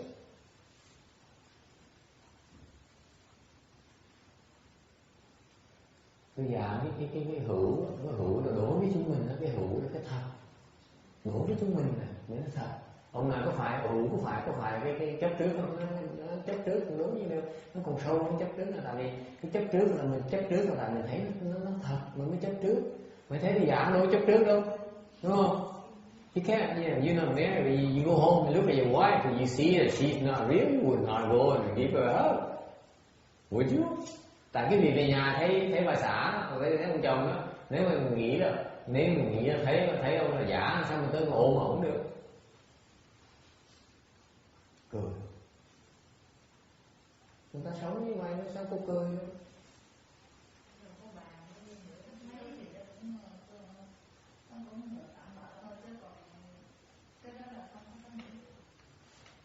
Okay, next question again. Diệu có phải là sự vi diệu, hữu là có phải là sự hiện hữu? Hiện hữu là đúng, ví dụ cũng đúng. Được chữ nó là chữ thôi, như đâu cái chữ đâu có đôi dạng gì để cái mà quý vị thấy. I'm bringing up something is real to you. To me, I look at this is real. I cannot say this is empty. It's called existence. Cái mà hữu là tại mình thấy cái nó có thật đối với mình, mới gọi là cái hữu.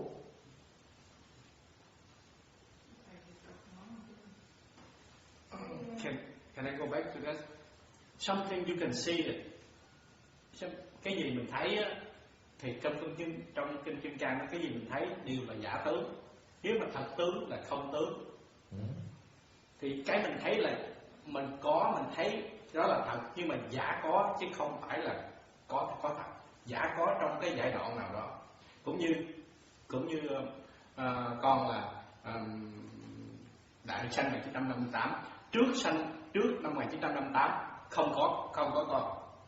Tới sau này mai mốt có thể là 2000 mấy đó con sẽ chết, sau đó là không có con. Thì cái khoảng cách từ đó là giả có. Khoảng cách mà cái đời con ra đây là giả có. Nó có nhưng mà giả chứ không phải là thật. Thời gian trước không, sau nữa những là không. Nhưng điều cái đó gọi là hữu hay là không hữu? Vậy anh nói anh không phải là hữu à? Hữu giả có, như là giả có hiện tại. Giả tôi không cần biết, anh có hữu nữa. Trời với đất không à. So it says, according to the Vajra Sutra, it says everything that is existent is really a false existence. For example, my life, for example, before I was born, 1958, I did not exist. After let's say now I'm born here, now I exist. And then when I die, then after my death, I no longer exist. And therefore, what I'm here today is a false existence. I said, what are you talking about? So you look at yourself as false?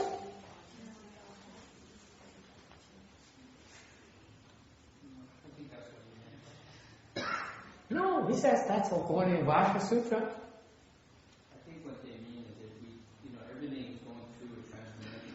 It just changes, it's like... Baloney. It's like, nothing is really destroyed, it just changes its form. It's Baloney. like energy is form. Baloney. I'm trying to stop you. How many times do I have to say that? hỏi, ông nói là để giúp ý kiến cho ông nói là cái gì nó cũng biến đổi hết, thành ra cái gì thật sự hết, bậy, nói hoài tầm bậy, nói 3 lần cũng mới chịu ngừng mà. First of all, are you telling me that this is not real? Có vị nói tôi cái này là không, cái này không phải là thật hả? Bây giờ dễ hơn, tôi nói dễ hơn nữa. Ok. Quá ngân. I'll make it easy for you.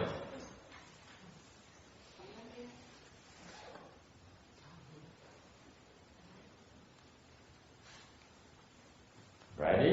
Are you ready for the test? Nah.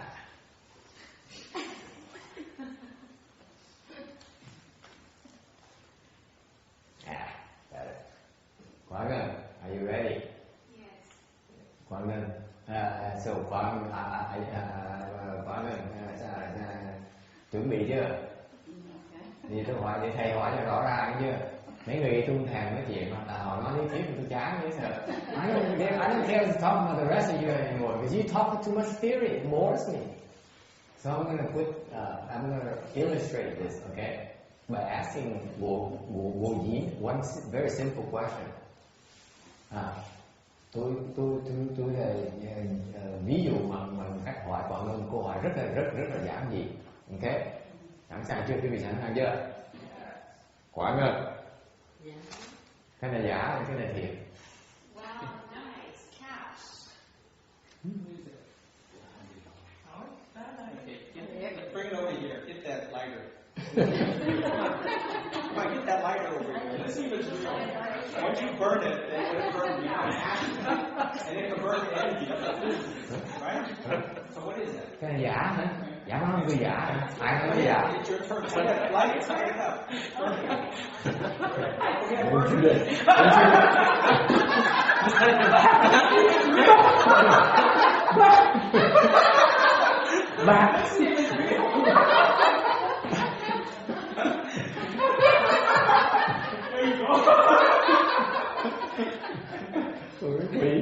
You guys are a devil.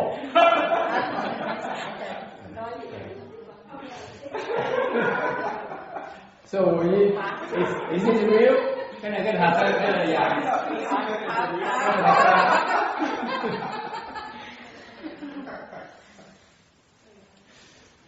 Hả?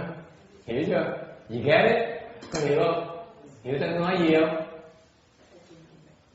Hả? You get my message? Hiểu cái hữu cái gì không? Hữu cái gì? I ask you, what am I trying to tell you?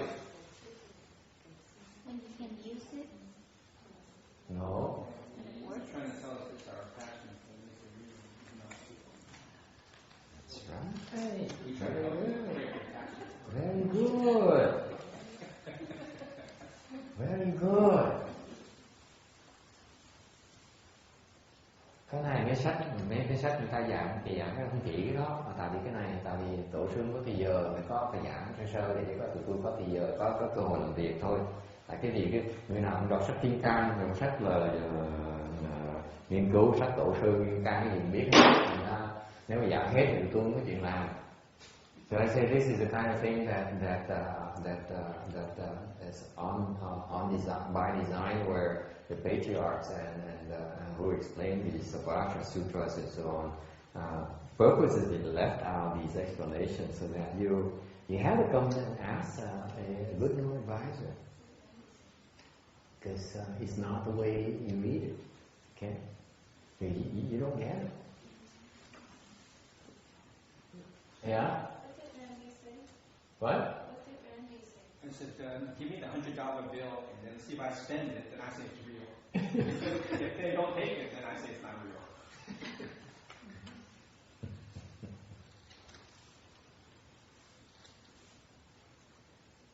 Cái hữu là cái chấp trước của mình.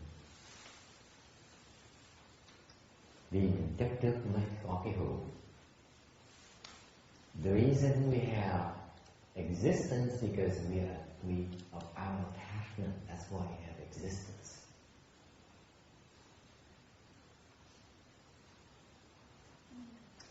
meaning it's real to us because we are attached to it. Nói cách khác là đối với mình đó, nó là thật tại vì mình chấp trước vào nó mới thành thật. Is it clear? Hiểu rõ không? Nếu mình không chấp trước, mình có thể dám nói nó là không thật được. Còn chấp trước nhưng trong đó mình không phải là thật được, nó tầm bậy không? So let me clarify for you. As long as you are attached to it, you cannot say it's false. It is real. Until you let go of your attachments, then it becomes false. Phải xả nó mới thấy nó là giả được. Còn mình chưa xả được, phải coi nó là thật. This is the reality of our being, of our existence. Đây là cái sự thật của cái cuộc sống của mình, cuộc đời của mình. Đâu nói chuyện trên trời dưới đất được. You cannot talk nonsense to me. You can't say that, you know, this is not real.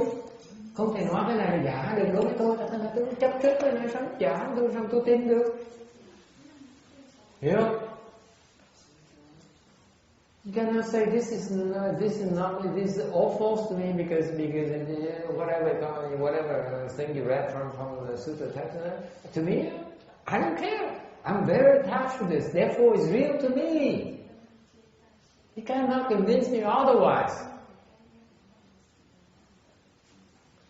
That's existence. Without getting.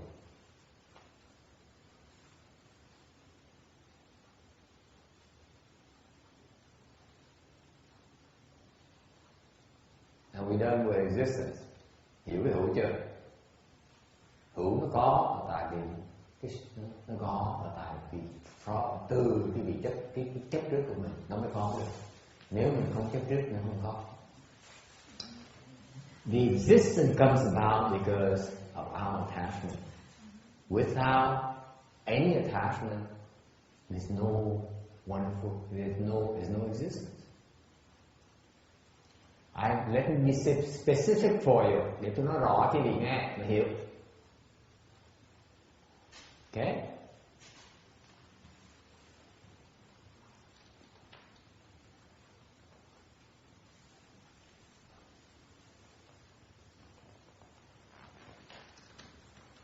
If you are attached to your mother, những cái vị yêu thương mẹ mình, okay? Yêu thương mẹ, you attach to your mother, you love your mother, okay? Then she's real to you. Người mẹ mình là thiệt sự tốt. Okay? And what happened is that when she dies, she has to come back to you again because of that attachment. Thành ra khi mà bà mẹ mình chết á, vì cái chấp trước của mình á, bà chấp trước mình nữa, thì bà phải trở lại với mình. Vì vậy mình có cái hữu nó vẫn liên tục như thường. Hiểu không? Therefore, because of that, the mutual attachment, she has to come back, reincarnate again, whether it's a dog or a cat or a bug in your clothes, so that she can be close to you.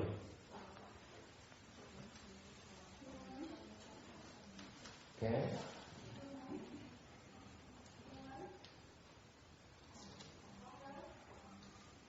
Same thing. Similarly, you attach to your wife. Ví dụ, thương vợ, thương chồng. Khi chồng vợ chết đó, là vì thương nhau, thành người chồng người vợ sẽ bỗng nhiên đổi thân lại hy vọng tới để trở lại gần cái người mình thương. So what happened is that you attach your wife, your husband, when he or she dies, and she has to come back, reincarnate to be close to you again. Isn't it the one that is deceased is the one it determines it? It's not the one still staying alive. It's not that simple. There's lots of different conditions. I give you an example. This is a very funny example, a very sad example. You asked me. Có một ví dụ như nghe mà tôi đối với tôi nó rất buồn thì khi bị nghe chắc tôi bị cười. There was a monk who was very very poor. Từ xưa có một cái người tỳ kheo nghèo không thể được. Từ xưa mà quý vị biết hồi xưa là tu hành là cực khổ hơn bây giờ dễ sợ. In the past, when you cultivate as a monk and nun, it's very very rough because you have no support whatsoever. Nghèo is you're very poor. Okay, so for the monks during those times, cái thời đó mấy cái người mà tỳ kheo thời đó họ được một cái áo một cái y này mà họ mừng không thể tưởng được. Okay. So back then for them to receive a sash, precept sash like this, it means the whole world to them. So what happened? This guy cultivated for his entire life. Hồi đó ông này tu cuộc đời, ông vào chùa rất sớm, còn trẻ vào chùa xong tu cuộc đời luôn, mà lúc ông già phụ đế luôn á. So when he became very old, someone was impressed with him, so he made an offering of a beautiful, to him, a beautiful precept sash. Thì lúc mà ông gần chết, ông già dễ sợ, thì người ta mới thấy ông đến phục cái đạo đức ông này, mới tới cúng cho ông một cái áo cà sa đẹp, đủ ông đẹp không thể tưởng, đẹp tuyệt vời. Ông sướng quá, ông chết ông mỉm cười. So he was so happy, he passed away with a big smile on his face.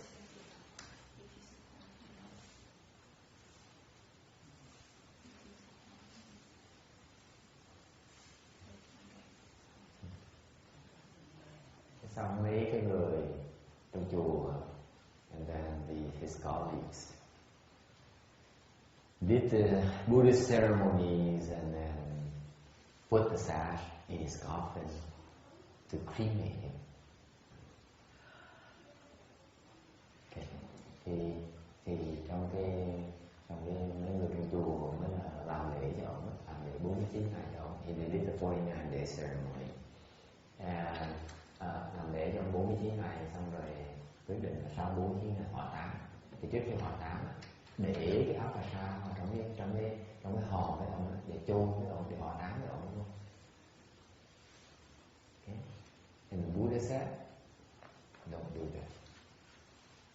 Phật mới nói gì? Không được hỏa táng cái áo cà sa. So the Buddha said, no, you cannot cremate the precept sash. So his disciples go, why not? This is what he most attached to.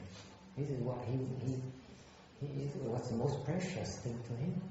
Okay, we can't use it now because we can't take it from him.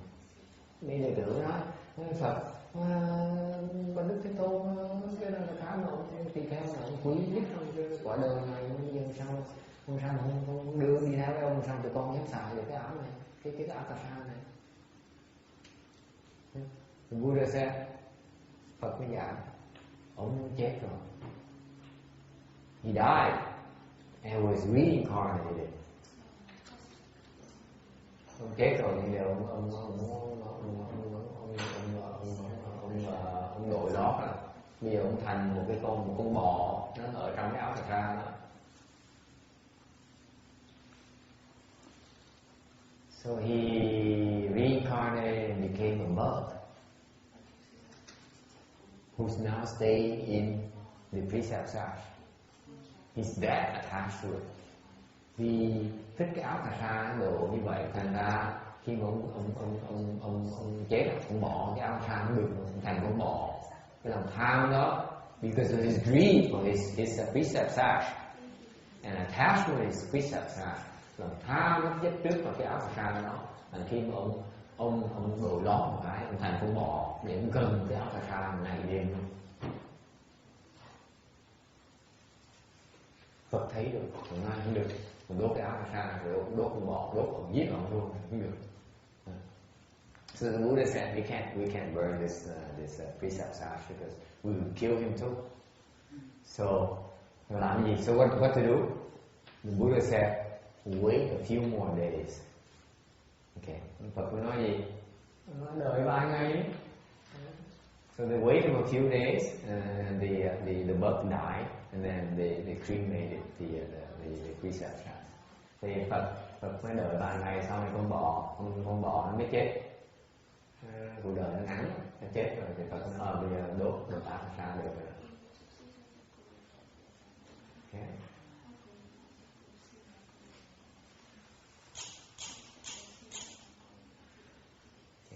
So the point is that the attachment makes it real and makes you come back and still grow to it. Cái tai hại của cái chấp trước là mình không giải quyết được, mình phải trở lại, mình tiếp tục chấp trước cái gì đó, tiếp tục tham cái đó. Okay, that's wonderful, that's existence. Okay, cái đó là cái hữu. Any questions on existence? Ai có cái câu hỏi về cái hữu không? Câu hỏi muốn biết gì về cái hữu không? Okay. So the final part is the wonderful. Phần cái gì? Cái phần cuối cùng là cái diệu là gì? So what is wonderful?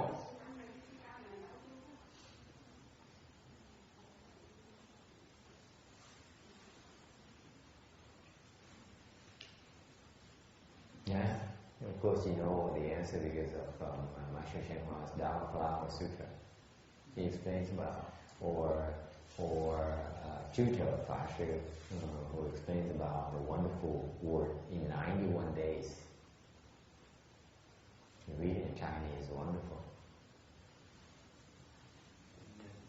I don't know where to find it, but I'm told that it's 91 days to explain. It took 91 days to explain wonderful. Tôi nói này là chắc ông có biết về cái gì khái niệm về cái diệu là cái gì, tại vì ngài Trí Giả khi ngài giảng cái kinh Pháp Hoa thì ngài bỏ 91 ngày để giảng cái chữ diệu thôi.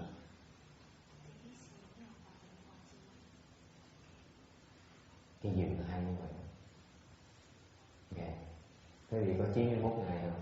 You have 91 days.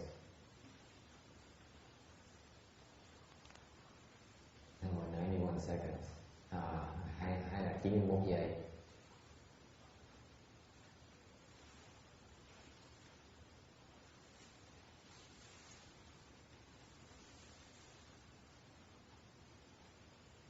Wonderful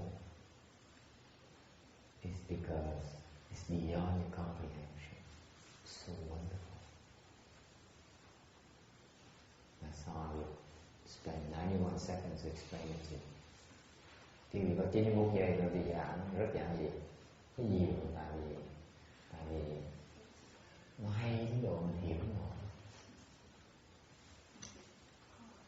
Cách để mình hiểu được ngoài là gì? Bên Phật giáo Việt Nam mình cứ đụng diệu liên, diệu ăn, diệu thông, diệu quả. Không hiểu cái diệu là gì. So Vietnamese they like to use meow, Chinese like to use nail, and as the dominant, as a meow peace, meow penetration, meow lotus, all those names, and they don't get what meow really means. Okay. To me, you use meow, you actually are saying, I don't get it. Đối với tôi không dùng chữ nhiều, tại vì tôi không hiểu, tôi dùng để làm gì? Nó có hiểu chữ diệu, nó dùng diệu như đi, ai cũng gặp ai xin lỗi bác tên gì, con là diệu, con là diệu thiện.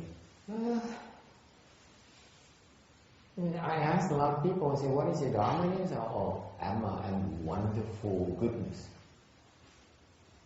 I don't get why people choose these names and they don't know. Đối với tôi thì tôi đâu có dám dùng chữ diệu, tôi đâu có hiểu chữ diệu, sao tôi dám dùng? Tôi hỏi, tại sao tôi dám dùng? Why do I use the word wonderful?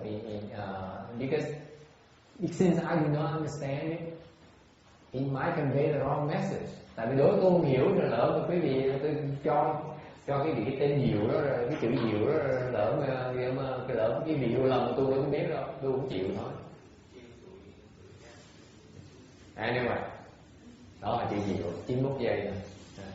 Tại tôi dốt không có đủ cái trí tuệ mà giảm 91 ngày. Tại vì 91 ngày Trung Nguyên trở lại một chữ thôi là tôi không hiểu, không ai hiểu cái diệu là cái gì. Why do I spend 91 days to explain it to you? Because first of all, let's face it, let's be real, let's be realistic, okay? I don't have his wisdom, Mr. Chucho, the wisdom. I can, to spend 91 days to explain that, I don't have the kind of wisdom and imagination. And what I might guess is that if I were to sit down and do research, get on the internet, and research it, I'm probably could fill up 91 days worth of materials, but they all come back to one thing. Ultimately, you don't get it. That's why it's so wonderful. It's so beautiful with all the good things, and also all those bad things. Nó trong cái diệu đó, nó có mấy cái hay, nó có không phải hay không, nó còn có đại hại, nó đại tệ nữa. Within a wonderful, there is nice, there is ugliness as well. Okay, I'm sure we look it up, we can find plenty of examples of talking about beautiful or talking about ugliness, right? But ultimately, it all comes back to it's beyond comprehension. Thì chung quy phải trở lại cái diệu là tại nó nhiều quá, thành mình hiểu nổi, thành mới hoài diệu.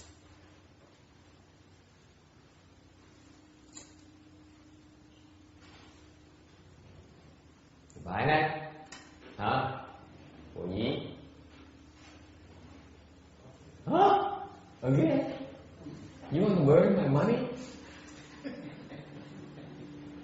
And yet you by the request of the entire assembly. Okay, mình phải một question. Trả lời được chưa? Còn thắc mắc nhiều cái diệu hữu không? Thắc mắc tại vì mình đọc sách mình thấy trong căn không nó có diệu hữu với căn không, cho nên nó phân biệt hai cái thấy cũng confusion, giống như là không có rõ. Tại vì cái đọc sách nó đọc tiếng Việt cái gì? Mấy người biên tiếng Việt nó không hiểu cái chân không diệu hữu, chỉ dùng chữ thôi, không có hiểu. Thành ra lúc nó đọc bị cái tai đọc mấy cái sách đó, người ta ghi những cái đầu có dùng chữ nói chứ còn nói thành bậy là không. He says that he has no questions about wonderful existence. I said you learn it from Vietnamese books, and I said that this is why I'm critical about these Vietnamese books, because these people only use words. They learn the words, they put them together, and put together a thesis like academia in academic pursuits. Excuse me, and so that's why they perpetuate the confusion. They only use words. They don't get it.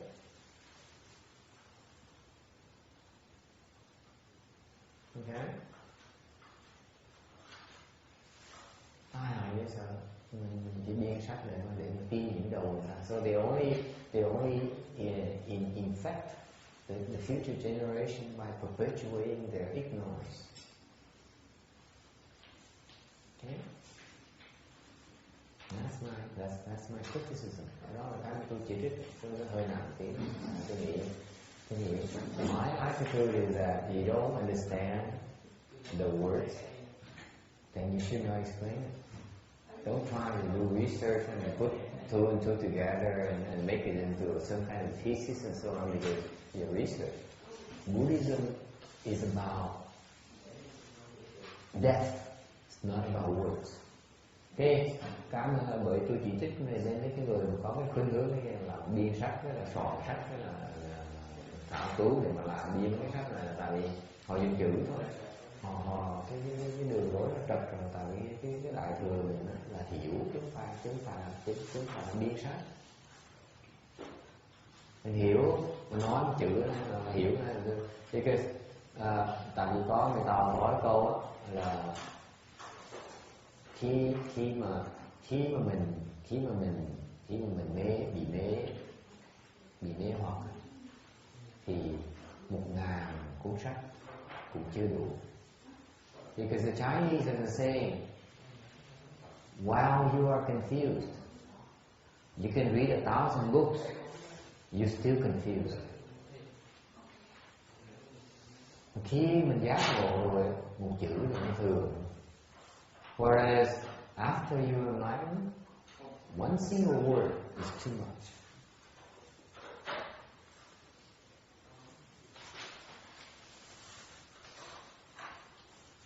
Okay. Final questions. Câu hỏi cuối cùng. Tại vì tối rồi, quý vị phải về nhà, thấy không? Em Giáng sinh phải đi chơi đó. Đi vào lái đi vào như vui không? I said last question because this is Christmas night, so you should drive around and take a look for yourself and go back and get gifts from your family. Yes.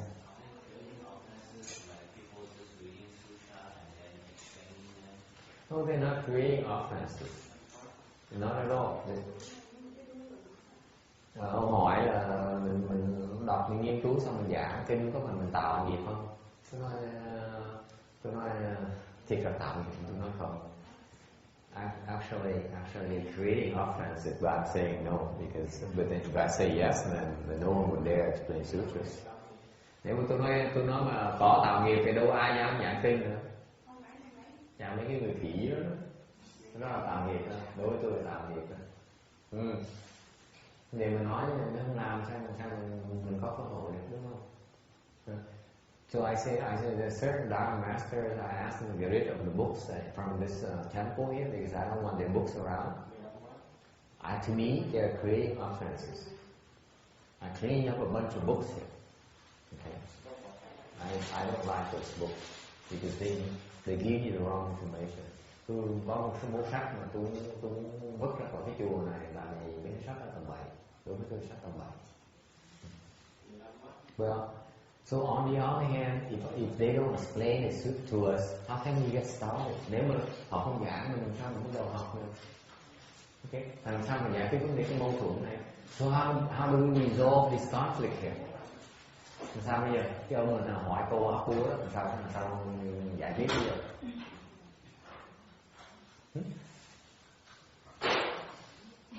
Không biên sách sao mà anh biết về cái diệu hữu được, đúng không? Chân không được.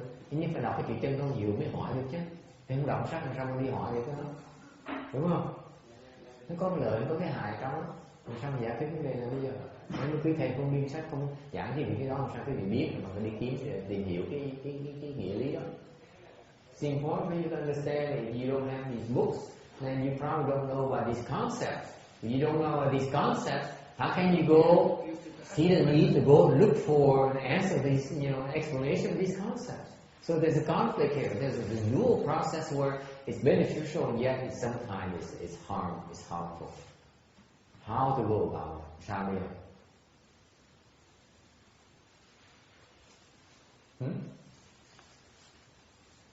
Sao bây giờ?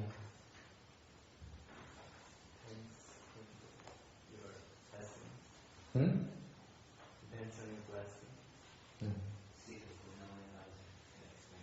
What? No. Tạo nghiệp chứ, đừng có quên. Mình giảng bậy bạ. Thì lấy mình dưới án là được. Tôi nói cái gì nghe một cái tai hại. Tôi lúc mà tôi đọc tôi học nghiên cứu, tôi học nghiên cứu kinh điển, tôi bị cái vấn đề lớn. When I was investigating the CPTV, hồi đó ở Bạn Thành, thì muốn biết về cái ngũ uẩn. I wanted to know about the five skandhas. Master Shenhua did not explain that much about the five skandhas. Hold on, and at the time I didn't know he explained it in his Surah Sutra explanation. Hồi đó không biết là ông giảng Kinh Lăng Nghiêm cái phần ngũ uẩn trong Kinh Lăng Nghiêm rõ ràng. Check it out. This five skandhas is explained in the Sutra. So I went to the library of the CTTV. Hồi đó mới tới cái thư viện của chùa Hoàng Phật á, lục sách về cái ngũ uẩn đọc chơi. So I looked for all kinds skandhas that are Wu Yun, right? You got that? The five skandhas là Wu Yun. Đọc chỉ những cái sách này ngũ uẩn để mà đọc có được cuốn sách cái ông này người Tây Tạng. I read a book from this Tibetan Dharma master, a well-known one, nổi tiếng lắm. Who is it? Trungpa. Ông tên Trungpa. Trungpa.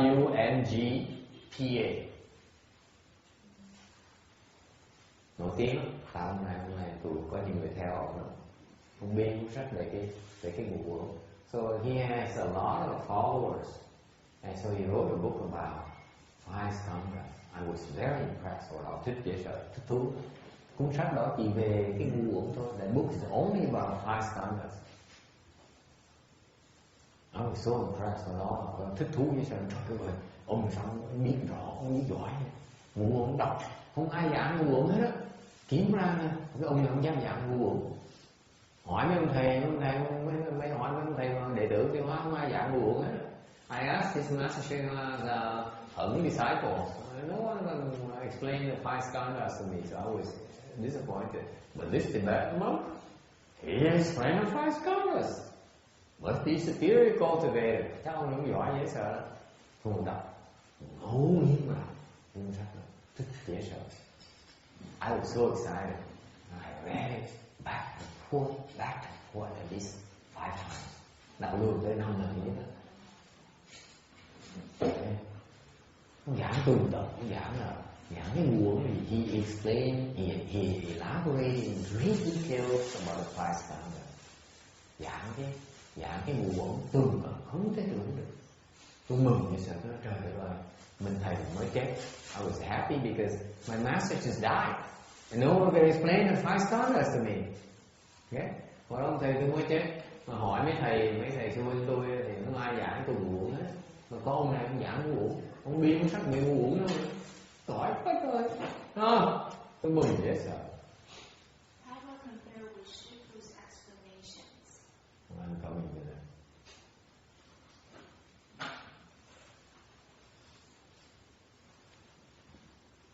Xong rồi, mình nhớ. I basically memorized a good part of it. Okay. Còn đó, học giống như một học nhớ mấy cái phần nó giải nghĩa rất là kỹ. And then a year later, trong năm sau á, rồi mới có cái sau tu học tiếp về cái pháp đại thừa. And a year later, after learning more about Mahayana, I had the chance to go back to that Trungpa's explanation of the five skandhas. Sau một năm rồi tiếp nghiên cứu các đại thừa, học kinh điển đại thừa, rồi mới có cơ hội, có duyên mới tới quay lại cuốn sách cái lão Trungpa nó giảng về ngũ uẩn. You know what? Biết tôi khám phá gì không? Huh? After a year's worth of learning superficially about the Mahayana Dharma, because before that I was simply more Hinayana. I lost more books in English. Okay. Trước đó, trước khi tôi đọc sách của Trungpa lần đầu tiên, hồi đó tôi đọc sách tiểu thừa nhiều hơn, tại sách tiểu thừa tiếng Anh nhiều. Rồi sau rồi nghiên cứu thêm pháp đại thừa 1 năm nữa, and then I started investigate Mahayana doctrines in greater details a year later, and looked at his explanation of five skandhas. Tôi bắt đầu nhìn lại cuốn sách mà cái lão Trungpa đó là ông giảng về cái ngũ uẩn. It's all garbage, toàn rác rưởi mà không hiểu cái gì về ngũ uẩn mà dám biên sao bị đời. He has no idea what the five skandhas are. to calm people. And he's a great master and so on. And later I found out this guy here is known to be a womanizer as well. Sau tôi mới biết là cái lão này là chuyên môn có bộ bệnh trì đó. Nó tới kể nó tố, tụi nó tới vào thành cái Phật điện nó tố. Rồi tại sao tôi nói xấu không được, tại lão chết rồi, thành tôi nói xấu gì cũng sao hết. Why do I badmouth him? Because he passed away, so it doesn't matter anymore.